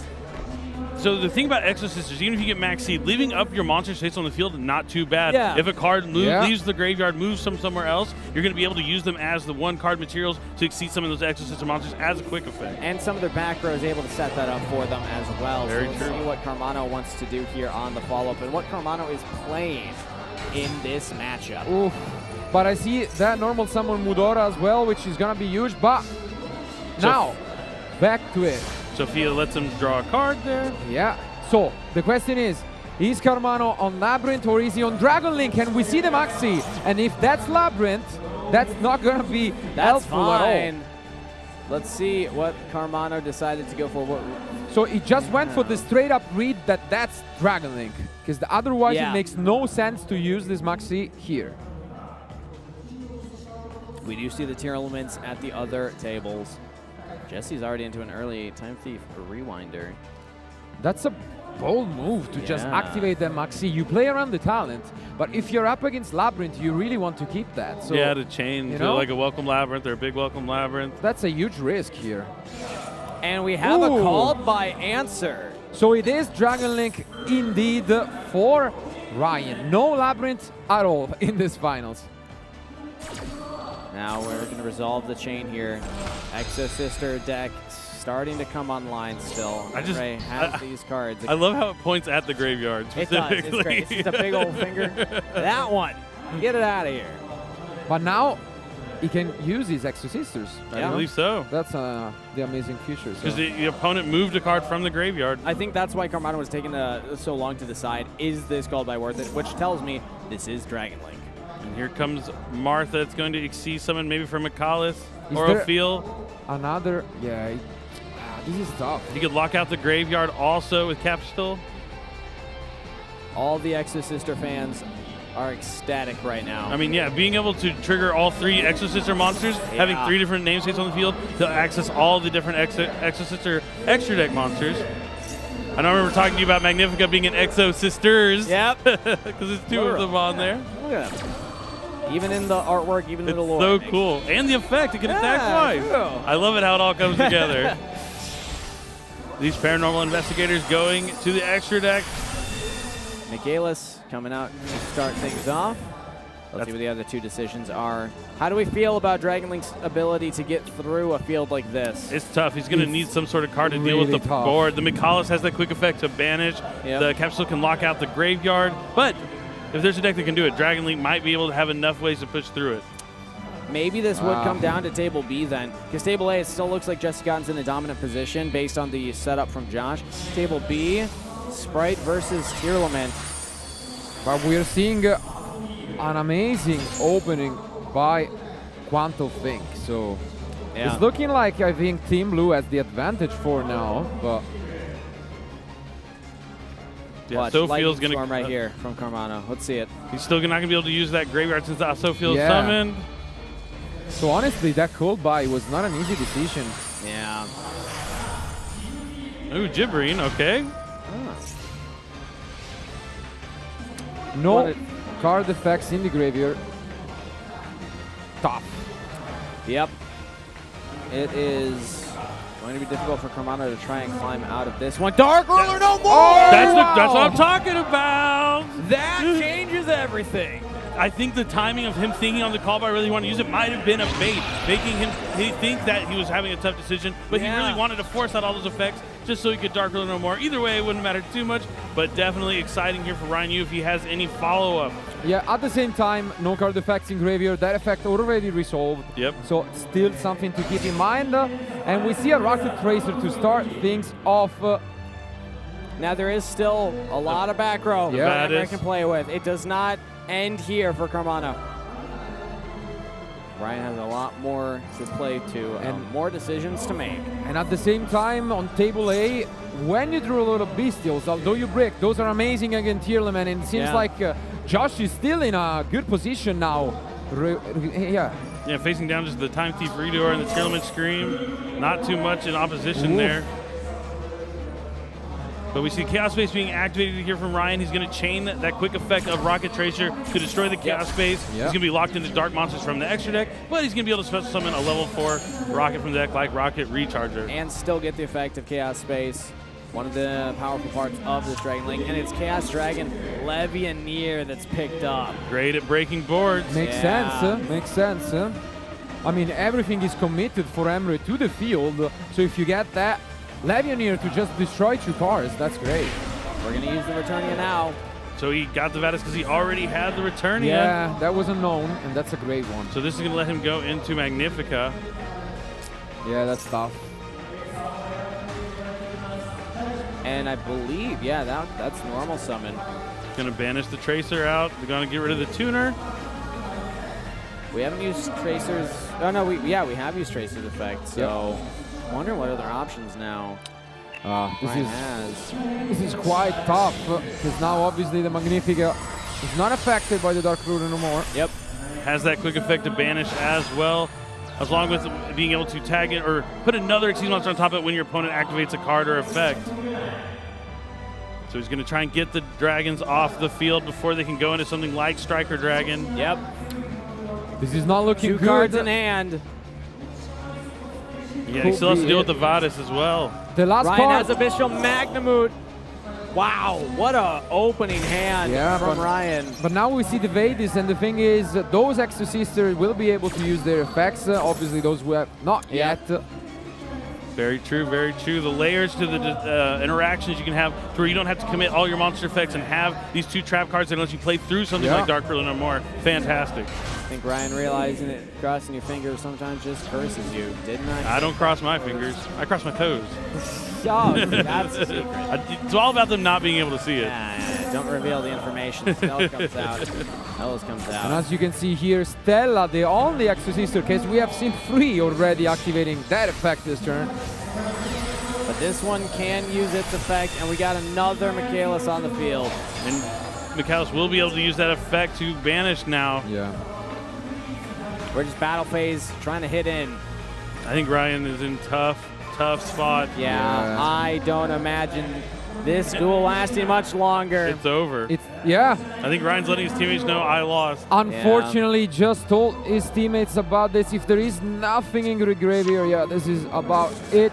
And I'm seeing right now, table A, super polymerization coming down. Oh, that's really good for Josh. Oh no, it's actually Jesse's, yeah. Yeah, it's Jesse's using it, but here, as you mentioned, it seems like Carmano will go with that 0-3 performance in the finals. Unfortunately, heartbreaking for him. That is heartbreaking. Hoping that the rest of the team's able to get them across the finish line. This would be Snipe Hunters 4 out of 5 duels won necessary to be champions. Yeah, I mean, this might be one of the strongest starts I've ever seen from Exorcisters, even into a Max C. Absolutely. I've never seen that many XYZ summoned, yeah? Yeah, it doesn't get much better than that. And having both traps is tough. Yeah. Through the Max C. Still in hand. We're still going deeper into this one. We got enough damage on the field. Do we just hit in now? Battle phase. Emre looking to end it. Looking to put his team 1 duel away from being the first ever Master Duel World Champions. And that's it. Once again, Emre winning. Emre, an incredible performance. Team win or lose, and an individual performance for the ages. Now, we see Quantal Think versus Ray. Ray has to win this game for his team, otherwise it will be all over. Seems like a very tough spot. Probably we have seen a Gamma Burst earlier on, I'm guessing. We're in turn 2, main phase 2. Meta noise. Oh, this is a big one. That can put Gigantic Sprite face down, no response. This could be over already. And it sends Hovness.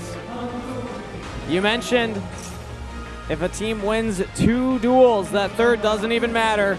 And that third, the hyped up match we talked about, Jesse against Joshua, might not even matter for the World Championship title. And that one looks close too. That's not decided either. Quantal Think in a very powerful field state right now. You can see Raymond shaking his head. I think he knows. No. Ray's not feeling it.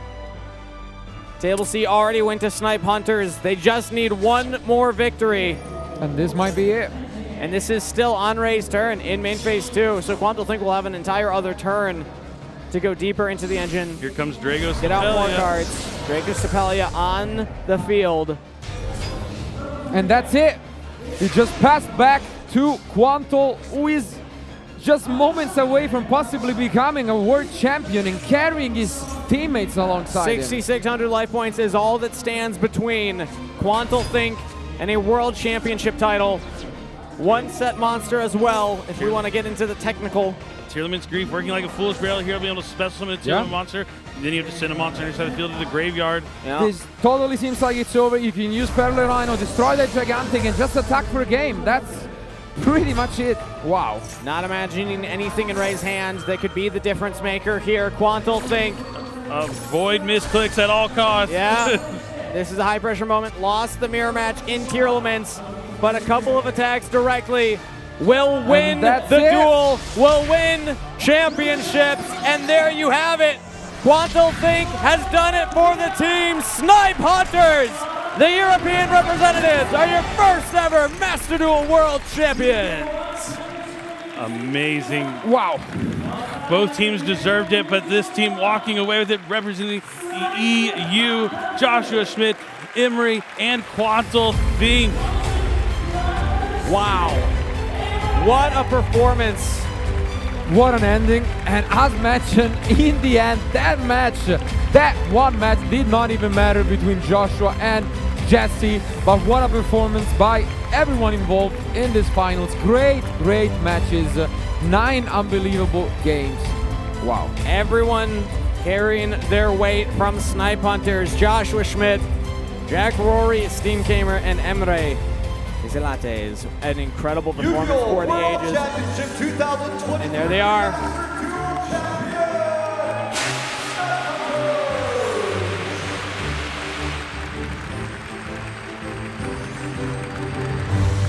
One of the greatest players to ever do it.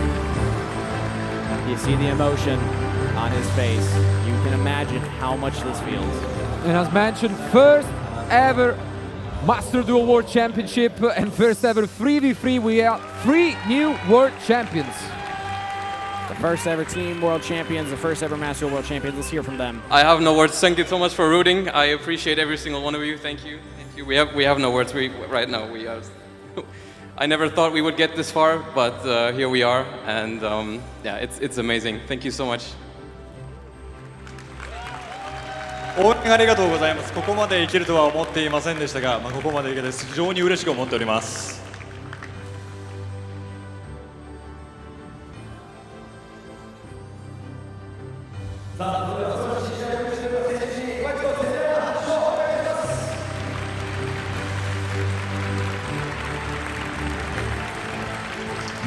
Round of applause for the champions. A long weekend of Yu-Gi-Oh! And they get to go home saying, we are the best in the world at Master Duel.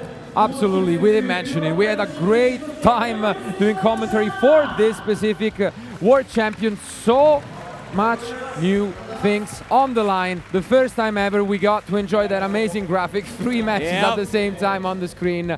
It was a treat, but I think it's deserving. They were the only team that in the first 2 rounds won both of their matches yesterday, guaranteeing that top cut spot without even needing to play the 3rd round. And now they are world champions. They've made it, they've qualified in. It was a fantastic weekend. Billy, thank you for being on the desk with us here. Your final thoughts on Master Duel. I'm just so happy I could join you guys to watch this awesome epic final. I've stood on that stage 6 years ago with Josh as someone else was being crowned the world championship. I looked to him and I said, I know it's not us, but at least we're here. But today, Joshua Schmidt can say it is him. He is one of the Yu-Gi-Oh! Master Duel World Championships. Couldn't happen to someone I consider the greatest player of all time almost for the TCG. So for one final time, congratulations to the Snipe Hunters. Congratulations to Josh. Congratulations to Europe, as you will be very proud of your champions. With that said, we're going to send it to a short break before we are back with the TCG and the OCG that will be coming up next, and we will crown champions there right after this.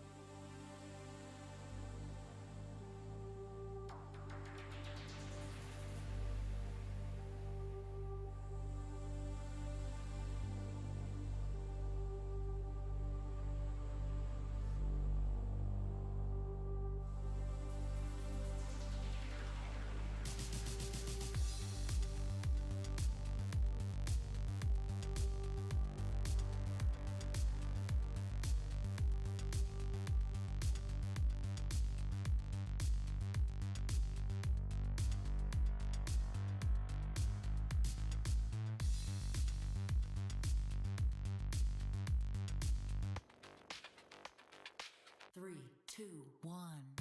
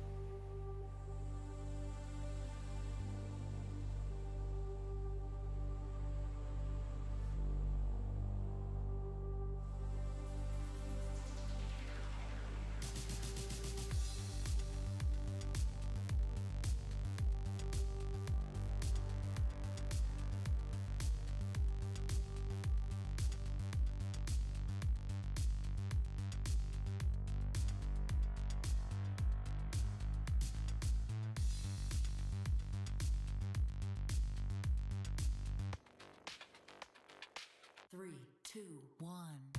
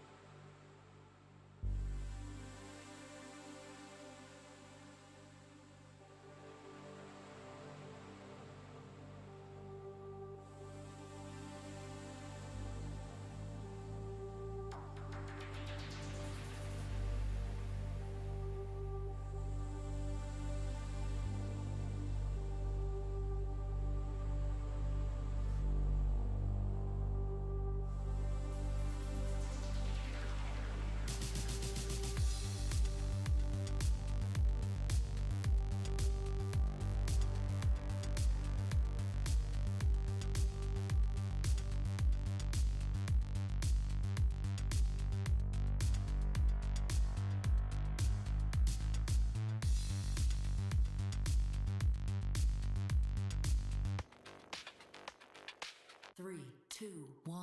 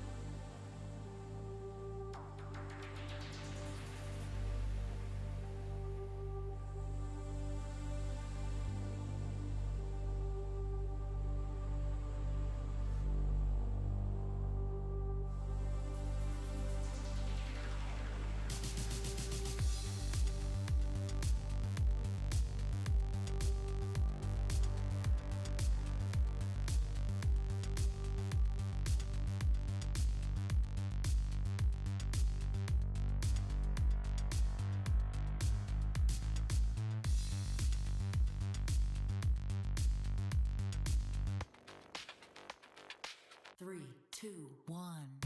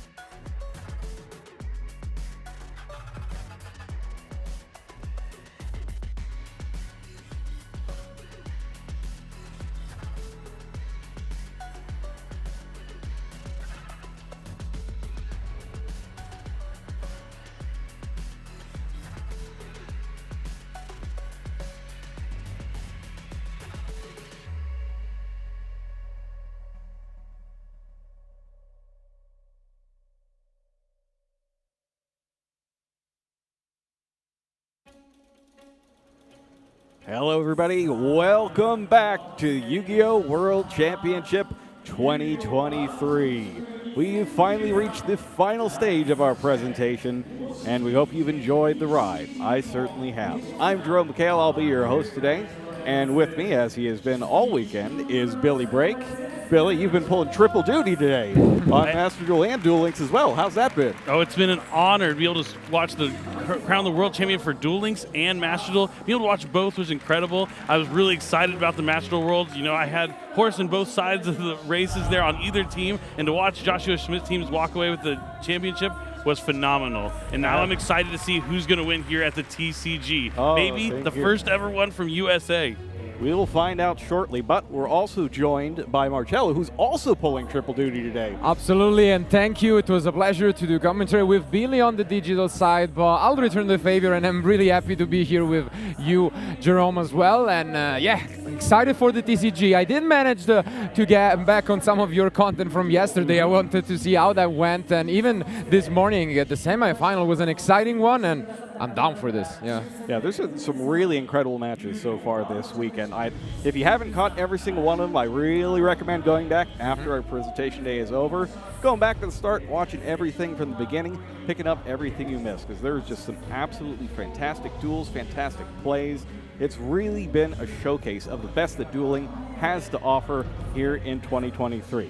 Now, we have crowned our champions in Duel Links and Master Duel already, and you know what that means. It's time to find out who the TCG Championship champion is going to be. Yeah, I really can't wait to see. I could be either one of them. We're going to get to the players very soon. I don't want to spoil their introductions, but Marcello, you've played at the World Championship stage before. Yes. What is it like here? You not only played at it, you've made the top cut. You've been on day 2. You made it all the way to top 4, I believe. Yes. What is it like? What's the pressure when you know that this is like something all the players, all the duelists have been looking forward to their entire dueling careers? It's unbelievable. Honestly, it's not close to anything else in Yu-Gi-Oh! It's still my best experience, although, as you mentioned it, in the end, I fell quite short in top 4, but I mean, you have an incredible crowd live here watching every single play, and the stage that is set up is something just out of this world, so the pressure can get you there. We have seen in the last round in Master Duel a team finals. There, if you get nervous, you can ask your teammates maybe to help you out. Now, just like Duel Links, you're on your own. Indeed, and really the presentation today has been fantastic. The musical introduction was so good. So good. It was really fantastic. It reminds me of your Worlds, Billy, back in 2017, where we had that performance of Passionate Duelist as well to start things off. And it's really fantastic to see the crowd getting so into it this year.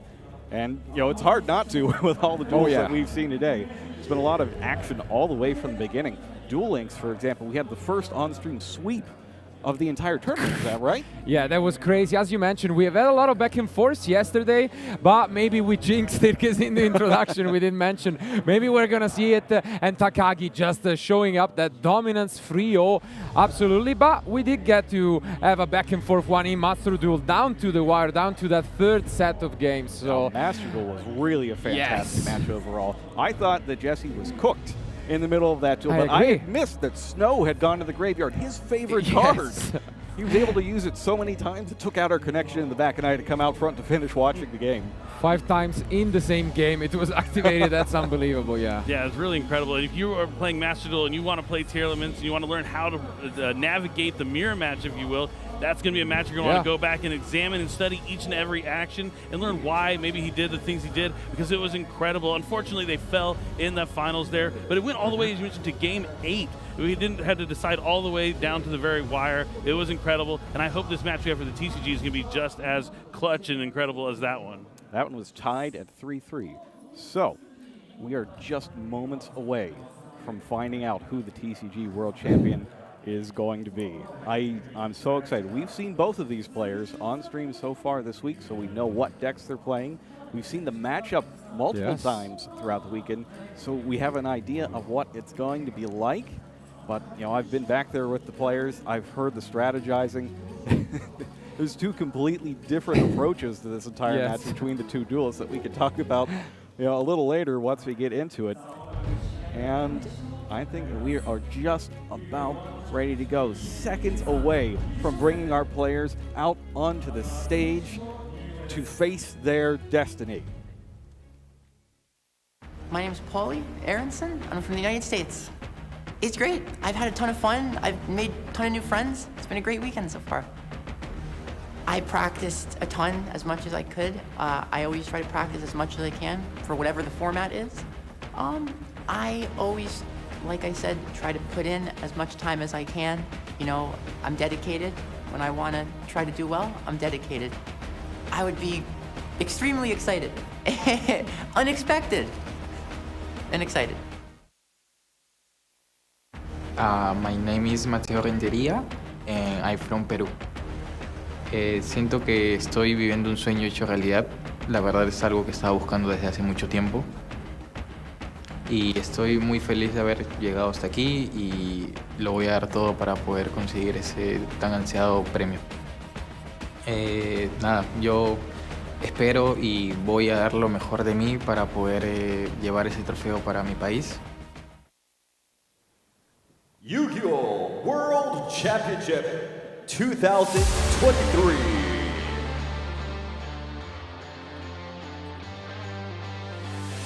First up from the blue side, from USA, please welcome Paulie Aronson.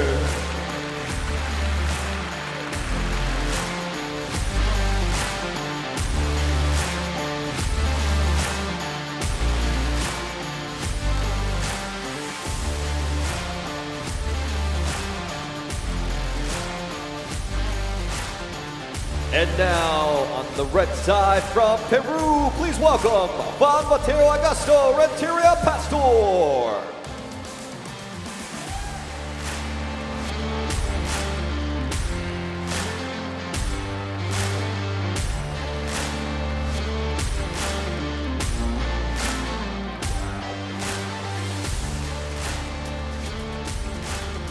World Championship 2023, the final showdown. 決勝戦はこちらの両者の戦いとなります。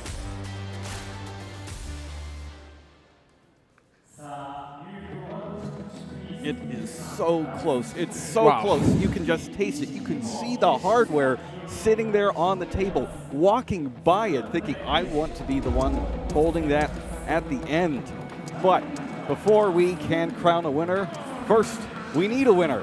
And to do that, we need to find out what the ground rules are here for the TCG World Championship Finals. Let's take a look at them. This tournament adheres to the rules as of April 1st, 2020, as usual for the rest of the tournament. The finals will be one match, best 2 duels out of 3. These duelists are playing with main decks that contain anywhere from 40 to 60 cards. They also have an extra deck that contains up to 15 cards and a side deck that has up to 15 cards. This is optional for each of them, but they are both using them. Cards that are forbidden cannot be used in any deck. Limited and semi-limit card limits across all the decks are as follows. Limited cards, you can play 1 copy of the card. Semi-limited cards, you can play 2 copies of the cards. All other cards, you can play a maximum copy of 3 copies of them. The card pool for this event is all cards released after June 24th, 2023 outside of Japan are not allowed in the tournament. So the latest booster sets would be Wild Survivors, as well as Battles of Legend, Monsters Revenge, although there are a couple of stragglers from Monsters Revenge, like Assault Synchron, that are not allowed here, which, you know, I think Paulie might want to play Assault Synchron if he was allowed to do so. So our players are sitting down. This has been a very interesting tournament in terms of stats. Paulie's course to the finals here was a little bit unexpected. Yes. Can you tell us a little bit about how that happened? No, absolutely. I mean, this time around, it was the first time ever for the TCG World Championship that there were 7 rounds of Swiss compared to the usual 5.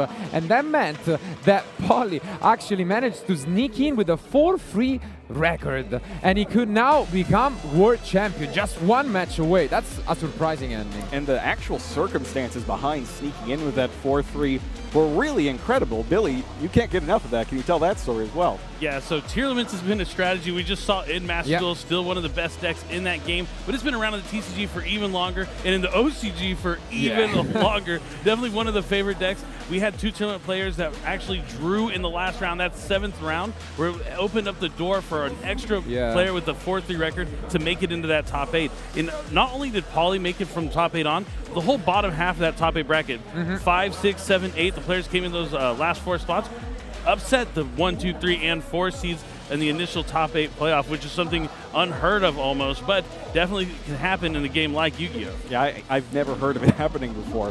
Like, even in major sports leagues, you don't see the lower seeds beat the higher seeds. Like, maybe on one side of the bracket, you'll have a 5 and a 7, and the other, you'll have a 6 and an 8. But this is one bracket of all the players, and just 5, 6, 7, 8 took out the top 4 seeds. It was incredible. I couldn't believe it the first time. So I was like, sorry, that's really how it worked out? Yeah, guess it was. Apparently it did, and it's important to mention also that compared to what they did throughout this event, for this final match, there will not be a time limit.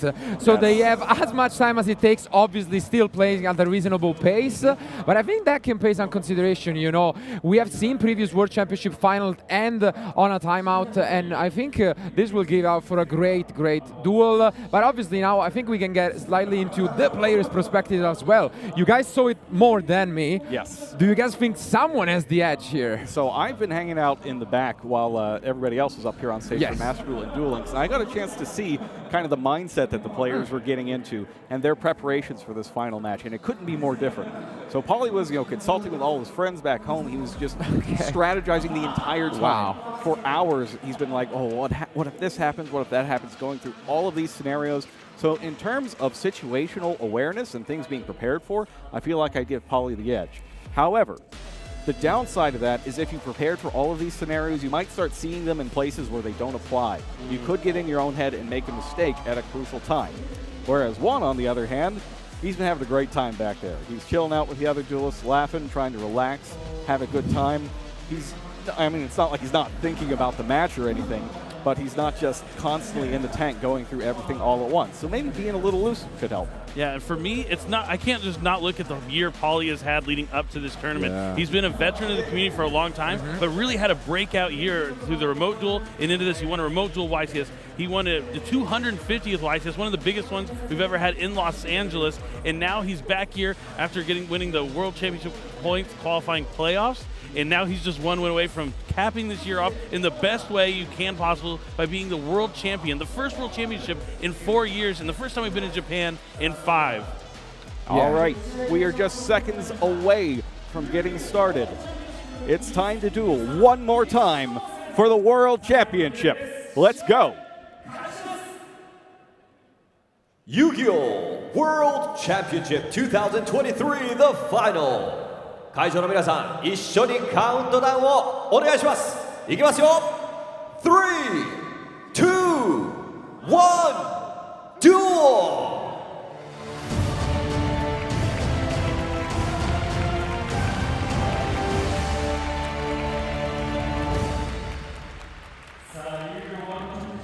Can't believe we are here finally at the finals for the Yu-Gi-Oh! TCG OCG World Championship. It's the USA against Peru, Latin America against North America. We've never had a winner from the USA. It's been a while since we've had one from Latin America as well, so both these players really want to represent their regions. I just can't wait to see how it's going to work out. It does look like Paulie may be going first here. And you have come close a lot of time. There are a lot of finalists from the USA, but as you mentioned, not quite, but great start here from Paulie with his Dragon Link deck. So, starting with the Bestial Lubellion.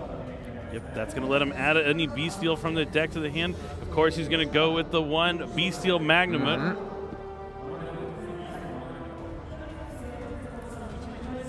Now, you see that card on there. That means the deck has not been randomized yet. In this World Championship, we are using a special shuffling procedure to help the duelists save time. They will not need to randomize their decks until the point at which the top of card of the deck matters and needs to not be known. So for example, the draw phase, or playing a draw type effect. Yep. So while that card is on there, you're not going to be able to draw anything from the deck or excavate things from the top of the deck. And when it's time to go ahead and play one of those effects or pass turn, then we'll randomize the deck. Yep, and we see a quick launch coming down from Paulie, so he already has access to Magnavoid and the rocket engine, because you're able to quick launch into that rocket tracer, link it away immediately into the Link 1 Striker Dragon. Striker Dragon on summon, one of the best cards. It's pretty much why Dragon Link exists, because it's linking things together, going to be able to add that boot sector launch from the deck to the hand.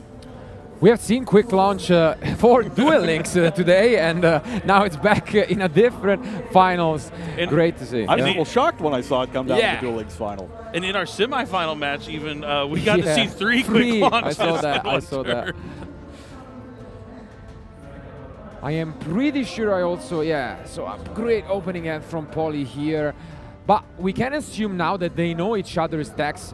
Do you guys have any idea of what you're gonna go for when you're facing a deck like Swarso on the other end? I mean, this is tough. I actually think this matchup is kind of bad for Paulie, because one of the notorious cards that are really good against Dragon Link are those like blowout cards like Dark Ruler No More, and we've seen that Juan is actually main decking copies of that, so he might be prepared to go second here. And this is an interesting opening.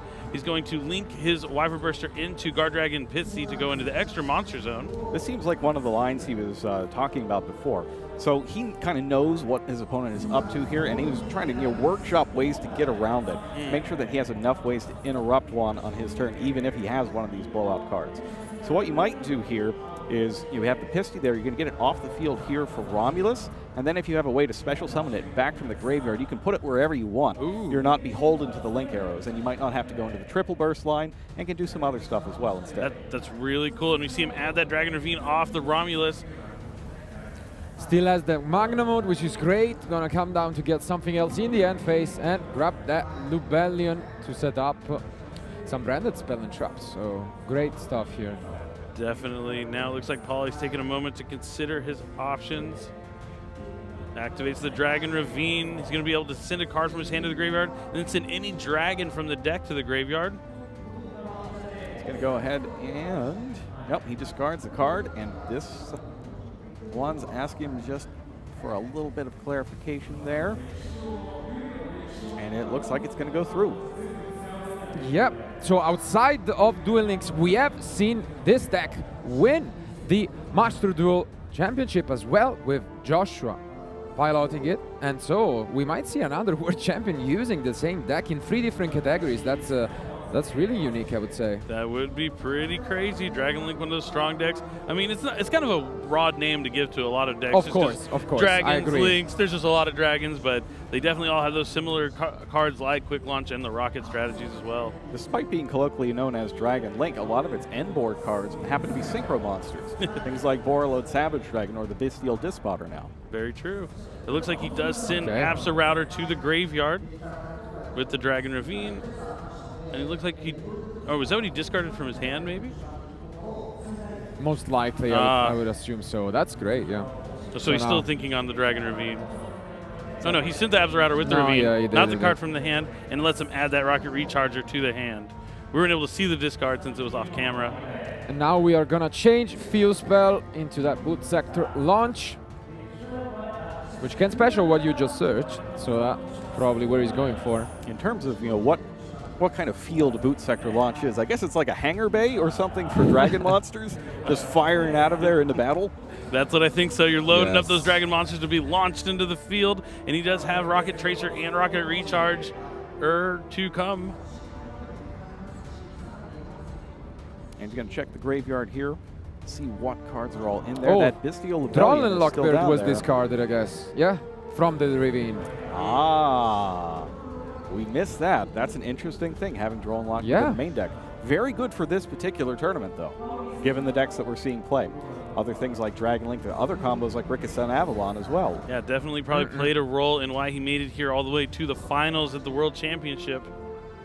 What do you think, Billy? Is Droll not that great against Warsaw? Will you get rid of the card, or? It's tough, yeah. You have to catch them on like an emergence or something, but if they just have that Sword Soul of Moye, it's not going to do too much damage there for you. Yeah. Yeah, I think it's one of the weaker interruptions here. So he's able to link into the Heretic Seal, because even though normally when you see Tracer and Recharger, you think the Recharger was someone from the Tracer, but in this case they both came from the hand, so not locked out of Dark Monsters just quite yet.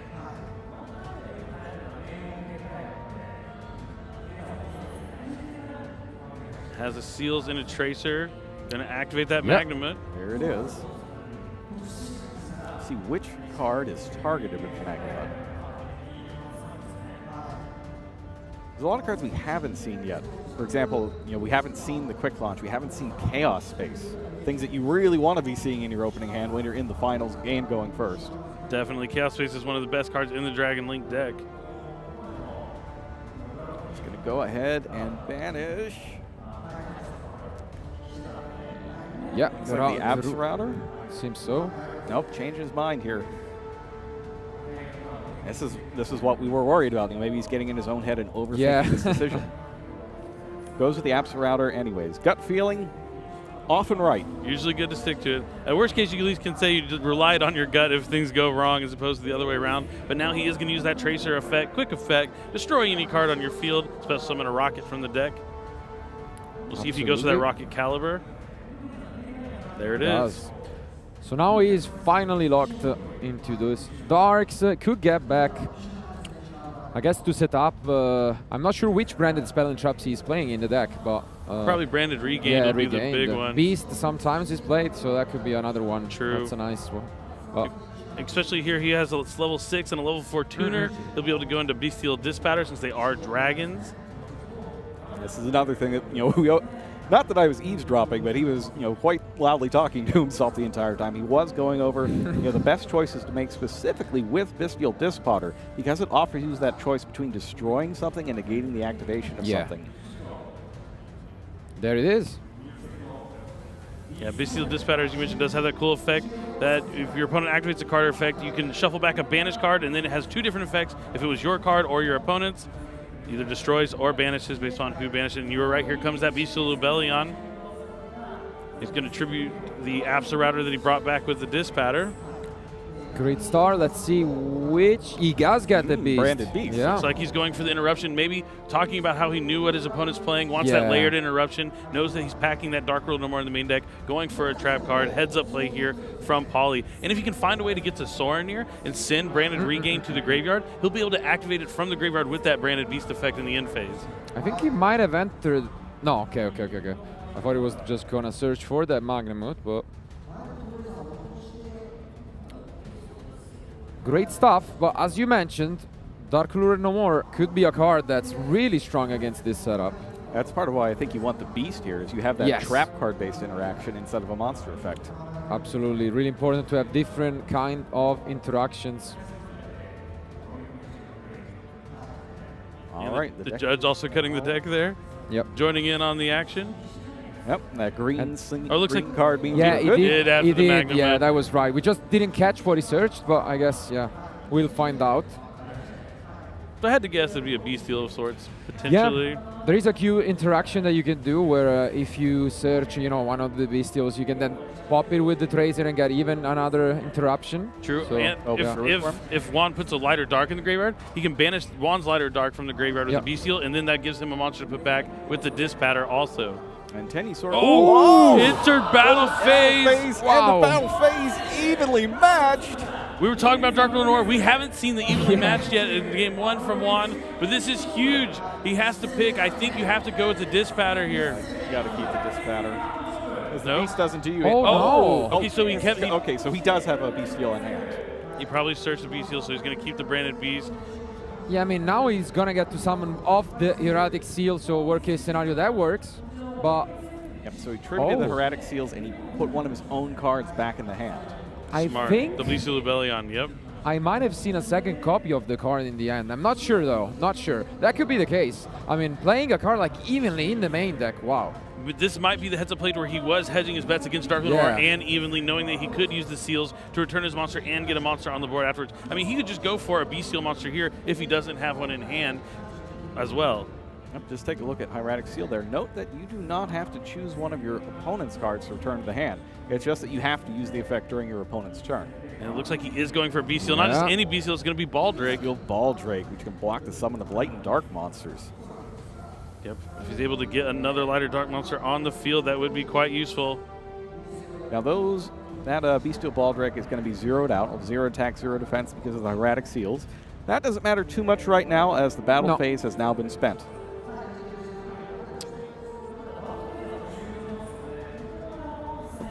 But the Branded Beast is still there, and Zworzul is one of those decks where sometimes you have a lot of plays, but sometimes you only have one single Moye, and if they interact with it, that's it. So that Branded Beast could still get him there.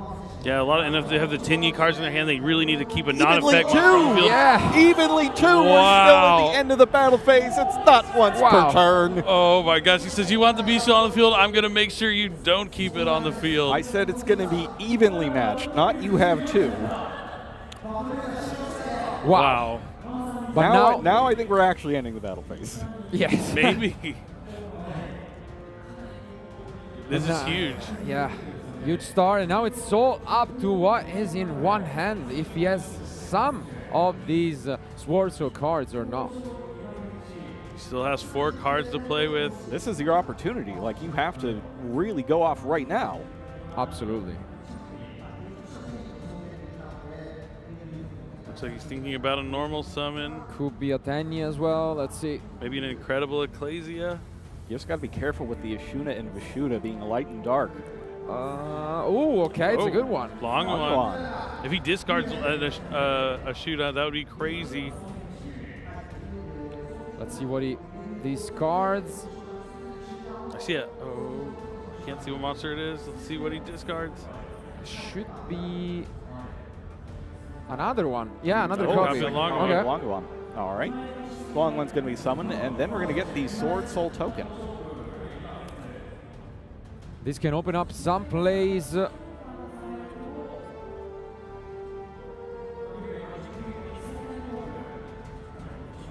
And we also need to find out what card was added off the Magna mode, because if it was a Bestial, we could still steal that now alongside the Branded Beast. So that's still an option for Paulie, potentially. There we go. Got a wide for selection of tokens there for our duelist.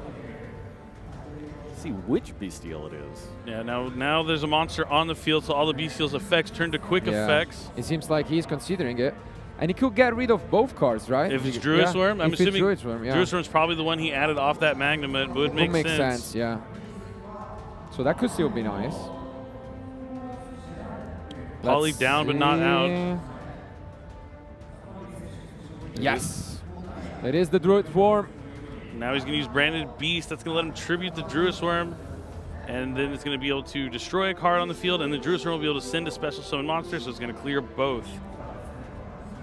And now Wand, if it has something like Sword Soul Ataya, it could be pretty good. At the same time, or like some way to get around this, like can a Dragon Circle help you here? You tribute any worm, right? Or any. Yep, any worm. Heavenly Dragon Circle would be a good card. I might have got a peek of one in his hand. Even if you follow it up with just like a normal summon. I mean, it'll allow him to search for that Sword Soul Ataya if he does have it. Yeah. It's such a good card, and there it is! Heavenly Dragon Circle. Lets you tribute that worm to add any worm from your deck to your hand. All right, so now we're going to get the chain resolve in here.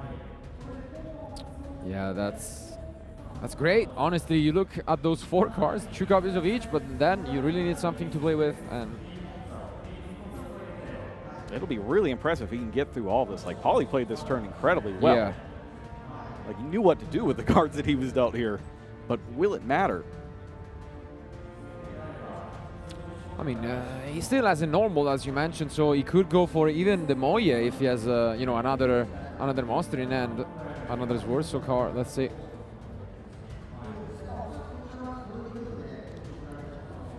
I mean, at the very worst, he's going to be able to get Taya to go into Chi Chao to grab Blackout at the very minimum. But if he does have a worm, he could do much more. Yeah. So we'll get a draw at least with Moye. And And the Heavenly Dragon Circle also provides you with follow-up. You can't use the graveyard effect the turn it's sent there, but if it's been there for a turn, and you got to control a non-effect monster, you're able to banish it from the graveyard and add a Tinyi from your deck to your hand. It'd be interesting if this gets down to a top deck war between them. Which player has the edge? Sword Soul for sure to me. I mean, there are a few top decks over there, you know. I mean, cards like Levianeer could be really nice. So I think it's close, yeah. All right, I mean, and he's going to grab the Moye. Okay. It's not what Paulie wants to see. Now he's going to use the Druisworm effect to send that token away. So we're telegraphing that last card is, in fact, a worm monster. Yes. For sure, it would be a card that allows you to use the Moye. But there are still a lot of cards. I think, two cards in the end from Paulie. And we know one's the Bestial Libellion that he returned back. I did pick the other one. Not going to spoil it, but it's going to be a relevant one later on. Let's see. We can assume the Moye is next, I guess. Takes a quick look at the graveyard here. Checking to see what the follow-up is, what Paulie's going to be able to do on the next turn. Now, I'm surprised he didn't go for Taya here, because with Taya, if you have the other worm in your hand, you can go into the Boxia, get rid of the Branded Beast. And there it is. It's a Shuna. Veiler! Huge! All the answers coming from Paulie. Huge! Well, what I was going to say is Taya can also get you to Moye and remove the Branded Beast along the way, but Effect Veiler would also stop the Taya as well. Wow.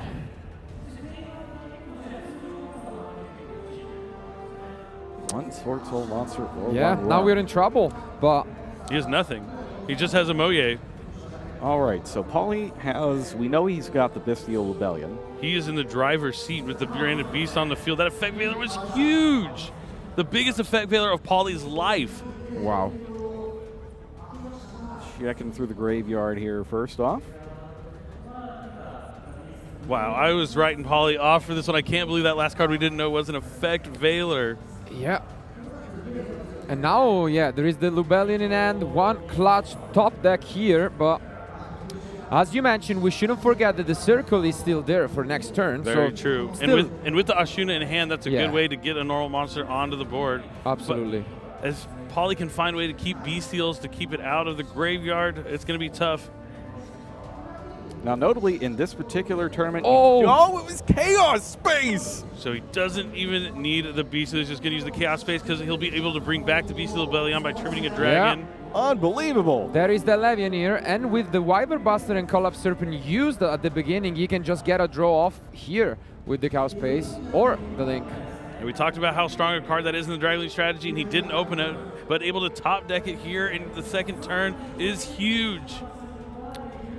Would you go for Darks here, or what's your idea here? If you know the last... I'm ripping the card out of hand if it's possible. You got to put him on 0 cards. I agree. Especially when it's something like Ashuna, which has a lot of versatility in it as well. But so one dark.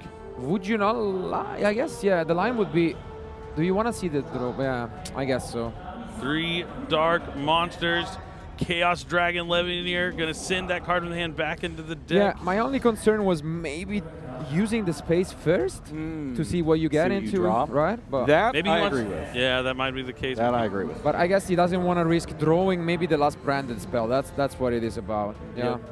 So he'll tribute that Chaos Dragon Levianeer to summon Lubellion. Lubellion can activate its effect to place that Branded Regain straight from the deck onto the field. So now he has Branded Beast, Branded Regained with a Beastie on the field. Juan with 0 cards after this Moye is going to be destroyed by battle.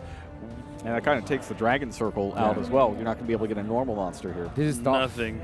This is looking so good for Paulie. Unless he wants to concede, I would... No, I would never do that. I mean, there is no time limit. We mentioned it, so no reason to do that. And there are still cards, you know, like Pot of Desires if he's playing it. Maybe something like that would be nice. You might just get like another board wipe. Something that can just destroy everything. Maybe that third evenly matched, you know? Yeah.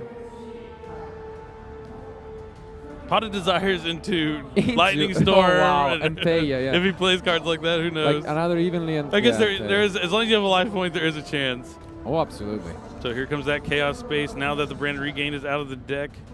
Branded Regain also poses a threat as well, able to special summon back a Bestial when your opponent summons a monster. So he'll be able to bring back something like Druisworm and tribute it off with Branded Beast as well. Going to put back that one copy of Striker Dragon. Draws 1. Makes sense. Doesn't really need to draw into anything at the moment, but let's see. Has not normal summon yet, so. Ooh, Black Metal Dragon! Oh, wow. Here's the concession. He knows it's over. He knows this means he's going to leak away the Striker Dragon. Red Eyes Darkness, Metal Dragon would come next, and Juan's ready to go on to the next game. And Paulie is one game away from being the first ever world champion for the United States. What a start. I guess, Rogello, you were right on who would be better at a top deck warrior. Yeah, I guess so, yeah. That effect Veiler was so huge. I really thought he was down after the double evenly match. He only had those two cards in hand. We knew one was the Beast of Lebellion. The Branded Beast wasn't doing anything. And I thought maybe when Juan didn't get the tie, I got the Moye, he had a small opening. But that effect Veiler just completely shutting him down. You mentioned Sword Soul good at doing a lot of things, but sometimes if you can stop that one thing like a Moye, it can just shut off the whole turn. All right, so now our players are going to have to dig into their side decks here. This is a different situation than Juan found himself in his first match of the day in the semifinals, where he won game one on the back of the blowout cards he was able to use against his opponent. This time, though, he's not going to have that advantage. So he was able to go first in game three and kind of tailor his strategy to play around what his opponent was doing, but this time he's going to have to win 2 straight. Now, how does that change things? I mean, we had seen in the other semifinals, as you mentioned, he took out those power cards like Evenly Matched, Dark Lure No More, in place of cards like Anti-Spell Fragrance, which was the card, and you called it a double-edged sword, we could say. It could really cost him the game as well. And you really did watch the VOD. Yeah, I did. Doing his homework. Of course. I mean, I'm hyped. I love Yu-Gi-Oh! So, I get as much as possible in. But now we could see that happening. So if that is the case, then I think Paulie might have watched during the hours you talked about preparing the VOD. He knows that the anti-spell is there, so he might adjust his side deck for it. Indeed, and Paulie, I'm pretty sure I would not be shocked if he's consumed every little bit of the World Championship thus far in preparation for it. He's so serious about winning this thing. You can tell he just wants it so badly. Yeah, he's calculated, meticulous, and I've told you, this year has been amazing for him. He's been playing forever. He loves the game, which is something I love to see in a duelist, because you're not going to have success unless you actually love what you're doing. You have to have that heart, that passion, and Paulie isn't short on any of that. And now he's one game win away. I can't believe it. One game away. But Juan not out of it just yet. Absolutely not. So if there's a deck that can come back, Sword Soul can really do it. We saw him beat Dragon Link in the semifinals. So Juan is still trying to represent, and still you can see he's focused, he's calm, he's collected. There's a reason why he's here in the finals. Now, he built this deck specifically to deal with other combo decks like this. So this should be a good matchup for him. So I have no doubt that he has a surplus of confidence that he can take 2 out of 3 here, well, 2 in a row rather, and get this done. Yeah, even this one was a close, nonetheless, with those evenly matched, so I'm sure it will adjust his side deck. I mean, I would be surprised if we just see that 2-0 sweep. We could get into the game 3, but regardless, I think for Paulie, it's a good thing that he can maybe take even additional risks in this game, knowing that worst case scenario, you're just going to game 3, right? I think you just touched on a really good point. That's something that I've always done in my games as well throughout my career. When you win game 1, you can play game 2 a little riskier. You can side in, you can take a little gamble on what you're siding in, and if it doesn't work out, you know you're going to have that game 3 to choose who goes first. It's one of those interesting things about the balance of Yu-Gi-Oh! As a whole. Like game 1, you don't get access to those side deck cards that can really win you or lose you the game on their own, but the advantage you get from winning game 1 is so great that the importance of that game can't be understated. So even though you get 2 games sided versus 1 game without, that 1 game feels like it's worth more. It is. In a way, it is. And as mentioned, without any time limit, also there is time to think about the side decks. And that's the only way that game 1 could not matter. If, usually if time is called throughout the game 2, then they roll a dice again for game 3. He knows that he's going first.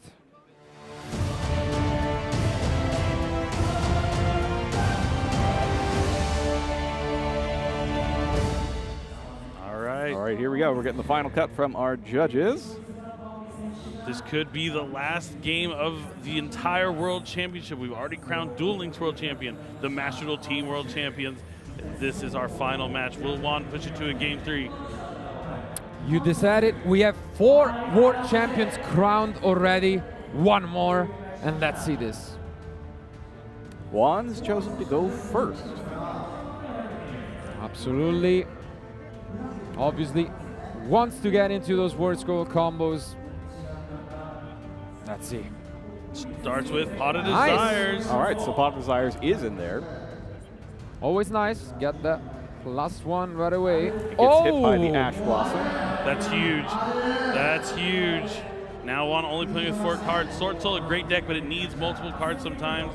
Yeah, that's a big deal. We said it, Sword Soul very strong, but sometimes it just whiffs on those plays. Let's see if he has anything to follow this up. Ooh, that's a good all right. one. Okay, The nice Standing one. Spirit as Shuna, and he knows that that's not going to get hit by an Ash Blossom this turn. It's any monsters you can special summon in your hand if you control no effect monsters. Controls no monsters, so that works. But it's a line monster, so Bestials could be in there for Poly, But it not looks like the case. it's not yet anyway. He also has the Vishuda, so he's able to link it among the Tini, special summon Vishuda. Now Ashuna is going to special summon Adhara. That gives him a level 7 monster, a level 1 tuner. That means he can go into a level 8 synchro like Chi Chao. I like to do this play when I already have Moyek, so I can also go into like a Chao Fang or something. But when you don't have the Sword Soul engine, still good to rely on this way to go into a Sword Soul Chi Chao. But I think he's really happy about the Bestials because if he doesn't have any other Sword Soul cards in hand, that Bestial could have pretty much cut him off comboing. It would have been devastating. Yeah. But having 2 Tinyis like this is ideal for Sword Soul, so definitely a strong start for Juan. Looks like he's considering Boxia. He's probably just, Okay. no way, I would say, yeah. I don't think so. Not with nothing on the Like he could go into Boxia for a Chao Fang play because you can Boxia destroy the monk to bring back Adhara, but if you don't have the Sword Soul access, you usually want to go to Chi Chao. Effect Veiler! The MVP of the deck. Now he's going to be able to banish the Adhara since he has the non-effect monster to add a banished worm from the banished to the hand. Adds back a Shuna, but will Effect Veiler be the card for Poly to win the World Championship this weekend? It won him game 1, maybe it could win him game 2 as well, but we'll have to see. There's still plenty of cards left for Juan to play. Yes. 2 points of interaction from Poly when he's went second. Let's take a look if he has something else here, otherwise might just set some face downs. Still has the Chi Chao on the field at least. He passed. Nothing to set. That's it. He passed. Wow. All right, so Dragon Link playing on 3 cards, drawing to 4. Spent an Ash Blossom, spent an Effect Veiler. I mean, I would be shocked if he was not holding maybe his own copies, you know, of Max Chi or anything like that. But hey, Max Chi, sorry, Ash Blossom. I wish I'm still back in Master Duel. That was last round. Yeah. Master Duel's over. I know. Get out of 2017. I know. That wasn't there even. So Starly safer. Excellent normal summon from Poly. Not a bad one to have here. It gives you access to those baby Chaos Dragons. And there's no Sword Soul card available for Chi Chao to banish, is there? Could banish from the hand, but it's going to be tough. Yeah. Seems like that will go through. It's going to go to battle first. Nice. So that makes sense. Go to battle, take out the non-effect monster first. Just in case something goes wrong in your turn, I like the heads-up play here from Poly. Yeah, playing it on Ash Blossom, I guess. Very smart. So. Yeah, Striker Dragon not quite strong enough. And there is an Ash Blossom. There is an Ash Blossom. All right. Well played by Poly. Yeah.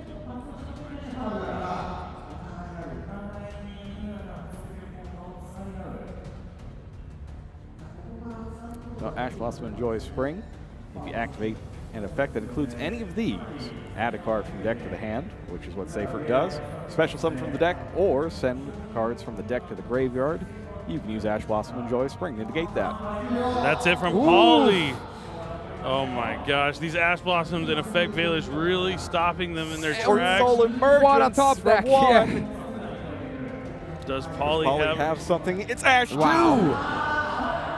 Yeah, they're Ash laughing 2 it off. and Juan's just like, yeah. I've seen this before. Battle phase. So the emergence does give him that Sword Soul card in the graveyard, so he still has that Chi Chao effect now to negate a monster effect. But just negating a monster effect, not the strongest against Dragon Link. They still have a lot of ways to force that out and continue their plays. So it seems like what's happened here is that Poly's got all his side deck cards and all of his main decked interaction, and not the cards he needs to actually play. His strategy. He's going to need something like a quick launch. That Safer would have gotten there, but it did not make it. Yeah, let's see. Even the Red Eyes engine would be nice to draw into right now, but I wonder if knowing. Oh, I'm not even going to say it. I can't. Okay. I was saying, I wonder if knowing Don't what go Juan is speak. playing Wow. backfired on him. He passes back. Passes back. You know, you just get wanna one jinx more it. turn out of this. Oh, Juan Mateo cannot finish it off. Yes, Yeah. keep on whiffing. Looks like you're right about that top deck on Exactly, Sword. Sometimes yeah. you just don't draw any of the cards you Yeah. need. A lot of the cards require other cards to be useful. Pauly's got to do it this time, though.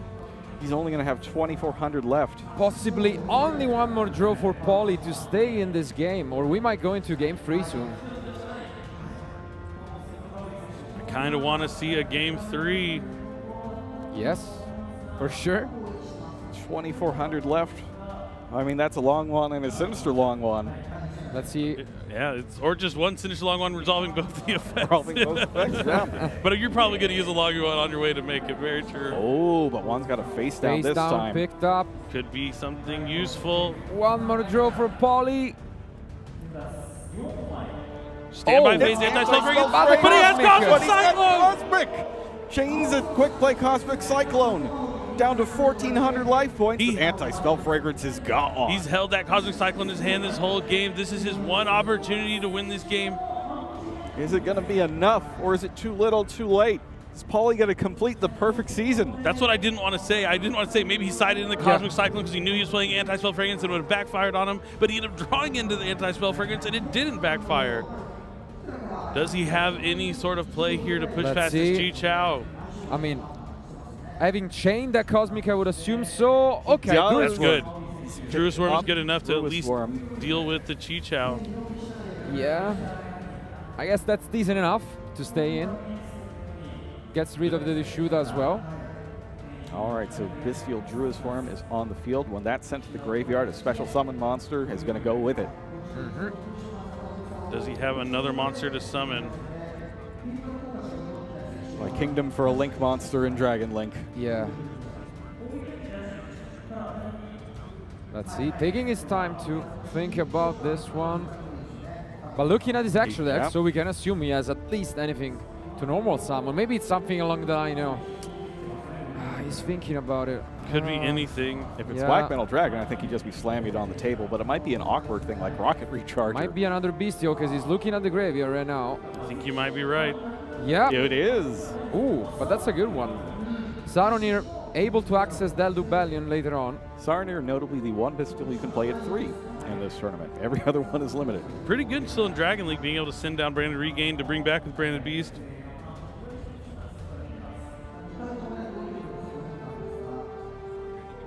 So now he has 2 Bestials on the field, 2 Dragons on the field. The Druid Storm will deal with the Chi Chao. He's going to link them away.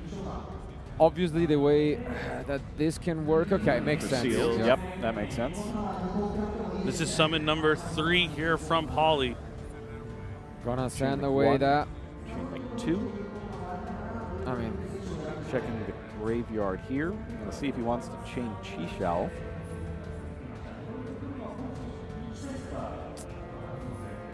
does not negate it permanently, so it makes sense that it just allows that. It's only to the end of the turn. Seals pass. Not Best- yet. best The Sorenir is going to send down the Bestial Rebellion. That's the best combo. Now we're going to banish the Safer to pick up the Bestial Rebellion. Yeah. Nice play here from Pauly.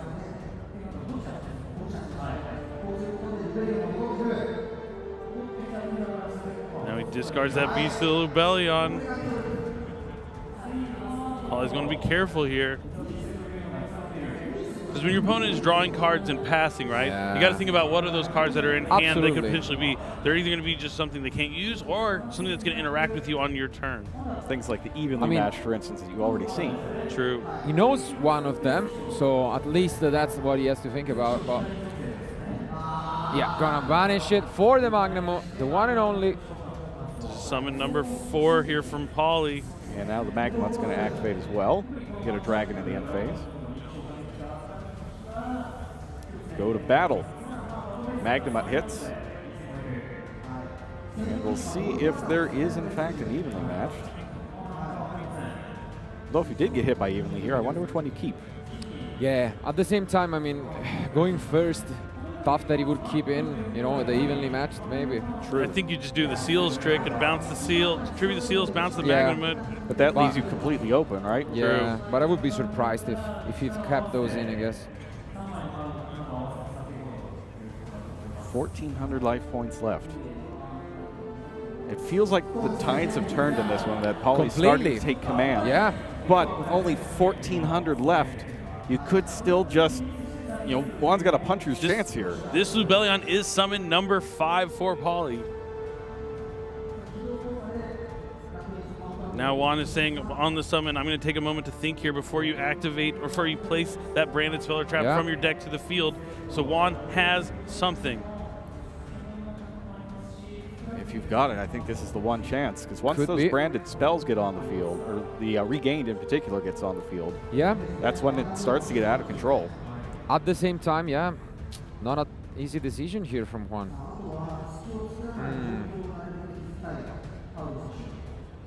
A lot of B seals run through out of Pauly's deck already. Magnum can add back from the graveyard, though. It can, deck or graveyard. There is there. That's Nibiru. Nibiru, the primal being. On the 5th summon, the rock's going to come down. Unfortunately, seals, if tributed, you know, no matter how it's tributed, will get its effect to summon a dragon from the deck. And that's huge, actually. That's why Juan was thinking about it, because this does stop the Lubellion from getting a branded spell and traps, but it might even lead to a better combo at the end, you know? In return, Pauly gets any dragon out of his deck. Yeah, he can do a lot here. So he can, even something as innocuous as Black Metal Dragon, for instance, could turn into, you know, a complete combo. A Tracer into a Borreload Savage would be solid. Because he just passed the first turn, so he hasn't accessed, you know, his Boot Sax to the launch, Dragon Ravine, everything is still in the deck, so.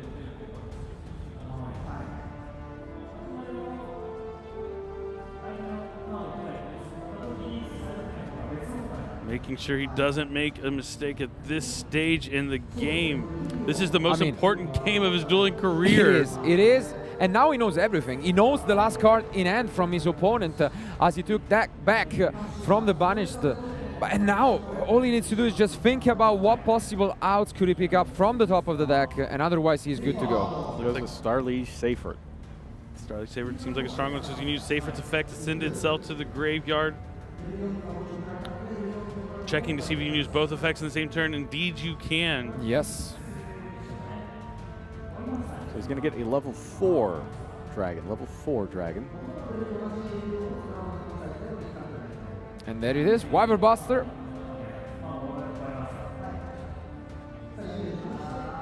Wyver Buster banishing the B-Seal Soarin' here to touch down onto the field, but only for a moment before it's used as a Link summon for a Link 1, and that's right, it's Striker Dragon. Chain Link 1, Striker Dragon, Chain Link 2, Wyver Buster. And here is where that Cosmic Cyclone on the Anti-Spell Fragrance goes into fruition, because he can activate that Boot Sector launch. I was debating for a moment whether it was worth using that Cosmic, because you could just keep that Anti-Spell to, you know, make your opponent draw into those spells, and maybe that could be more useful to you, but I guess we'll see. I mean, if it could be your last turn, you got to play it if you got it, right? Yep. Gonna summon the Clap Serpent, banishing the Wyver Burster. My heart is beating so hard right now because I can tell what is about to happen. We're moments away from history being made in the Yu-Gi-Oh! Trading card game. Link 2, Dragoon Knight Romulus. We're going to see the Dragon Link combo coming down here. Turns into this game. Pauly low on life points, but as long as you have a life point, you have a chance. That's the best part about the Yu-Gi-Oh! Trading card game. Believing in yourself, believing in the heart of the cards. Just really intense thinking here for Pauly. This is a combo that I've already done a billion times, but you still have to make sure that you do it right. Oh, he pitches a Nibiru of his own for the Dragon Ravine. Allowing him to send a dragon from the deck to the graveyard. Let's see what he goes with. Maybe an Apsa Router. There it is. Apsa Router going to add a rocket. And now we know every single card from Paulie as well, so he just has that boot sector 2 special summon that from the end later on.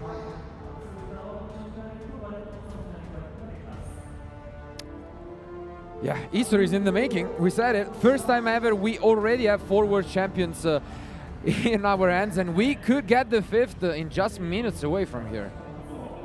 Uses that boot sector launch, going to special summon the Rocket Tracer from the hand.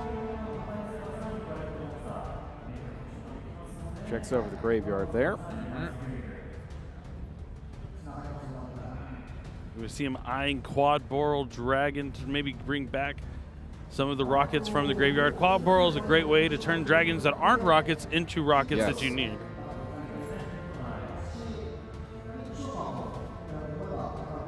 So first we're going to use the Rocket Tracer effect here. Does he destroy the Nibiru token or the boot sector launch? He's trying to figure it out right about now. Yeah, he's making sure he doesn't make a mistake at this stage in the game, that he goes through each motion correctly, and he does go for that boot sector launch. Makes sense. Now, reminder for everybody at home, this round is untimed. You do need to play at a reasonable pace, however. Here comes Rocket Recharger. Now we'll see if we're going to go into a Link summon. We could go into the Beastie first. That's also an option to get something back later on. Indeed, he doesn't. Link 1, Guard Dragon Beastie. Link 3, Rocket. Triple Burst Dragon. Now you see the right arrow and the down arrow both pointing to the same zones. That means that Guard Dragon Pistie's effect is live. You can special summon from the Banished or the Graveyard, non-targeting.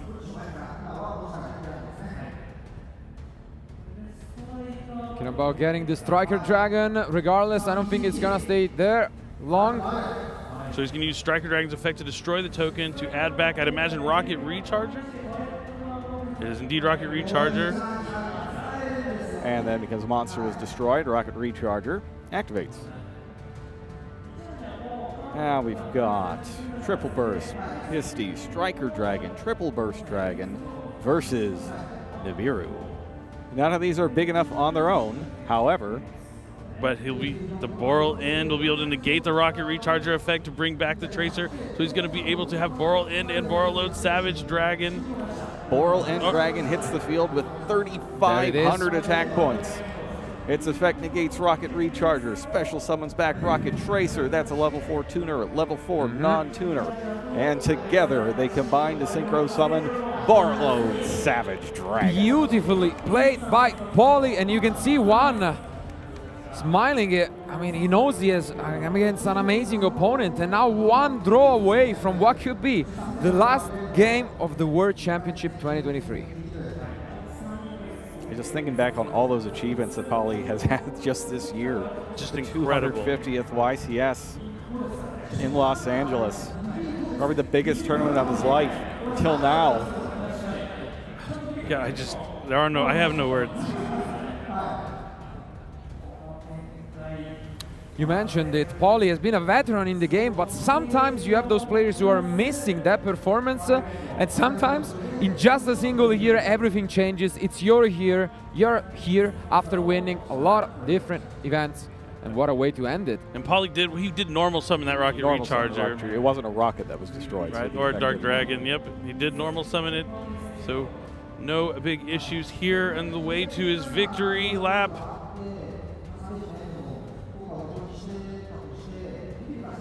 All right, so Boral Savage Dragon's going to be at 4,200 here. One more draw. This could be Will it be the handshake? Did he draw into something he can use? Dark Ruler no more, maybe? And that's it! It's over! We have our first ever world champion from the United States of America, Paulie Aronson. Wow. What a way to end it. You mentioned it. First time that it's happening. USA as a world champion for TCG, OCG. Wow. I have dreamed of this moment my entire dueling career. Every duelist in the United States wants to be that guy. the one United States duelist, the first one to make it. I didn't know if it would ever happen. I can't believe Paulie has made it. He has represented a... I can't. Incredible. Absolutely, we mentioned it. It was an amazing weekend. We went through 3 different tournaments to crown 5 different world champions. But now it's all on Paulie, who managed it. He did it. What a guy, and what a humble guy he is. You know, his demeanor hasn't changed once this entire time. He's just been smiling the whole time, and now he's going to be smiling with a bit of hardware. World Championship 2023 OCG TCG World Champion, Paulie Aronson!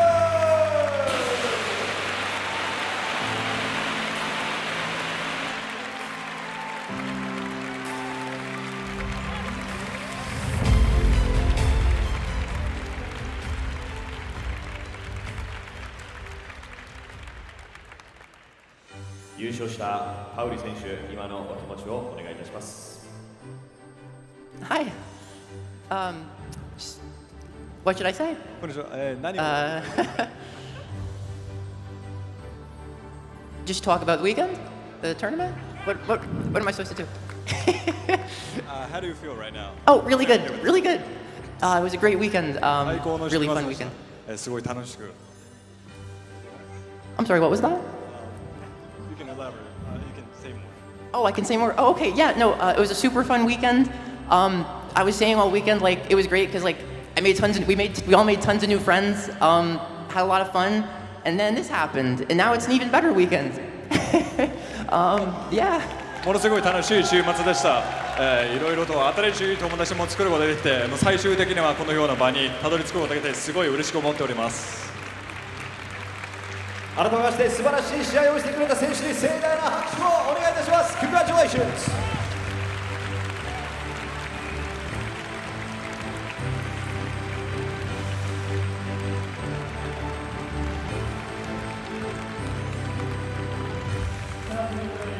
I genuinely thought I would never see this.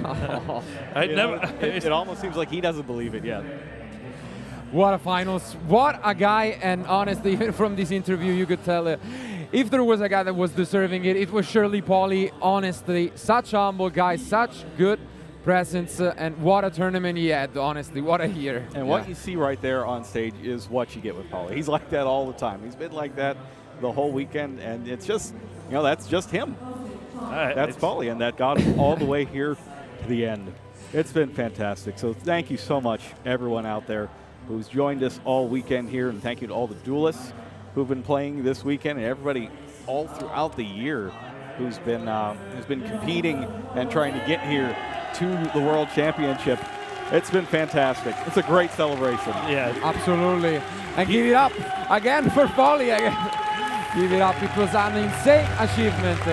What a guy. Just so amazing. And yeah, he's had an incredible year. And to cap it off this way on the biggest stage, to be the first ever world champion from the United States. Just Yu-Gi-Oh! World Championship. And all of our other world champions that we had. Absolutely, it was an amazing day. As you mentioned, we started things off with Duel Links and Takagi claiming it with a trios whip. Then we got to see the first ever Master Duel with 9 Panthers winning it. As you mentioned, Joshua Smith becoming a world champion. And now the first ever North American world champion for the TCG OCG, Paulie. What a day. I can't think of any better way to start off the 25th anniversary celebration of Yu-Gi-Oh! And I'm glad I got to do it with all of you at Kangas as well, everybody watching at home. Thank you. Thank you for watching. Good night, everybody. Thank you.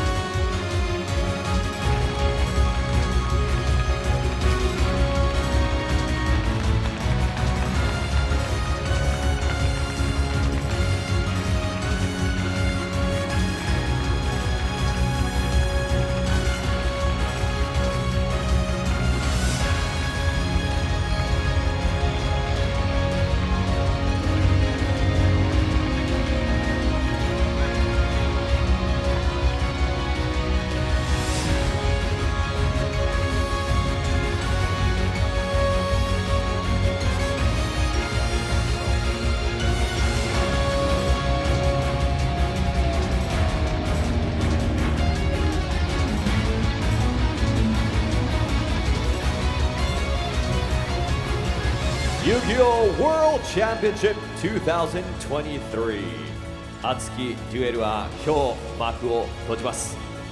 しかしまた新たな歴史が動き始めます。2024年に向け戦い抜いた選手たち、そして皆さんで今スタートを切りましょう。さあ皆さん、最後に一緒にカウントダウンをお願いします。 Alright everyone, let's do a final countdown together. 準備はよろしいでしょうか？ Are you ready? いきますよ。 3, 2, 1, Duel!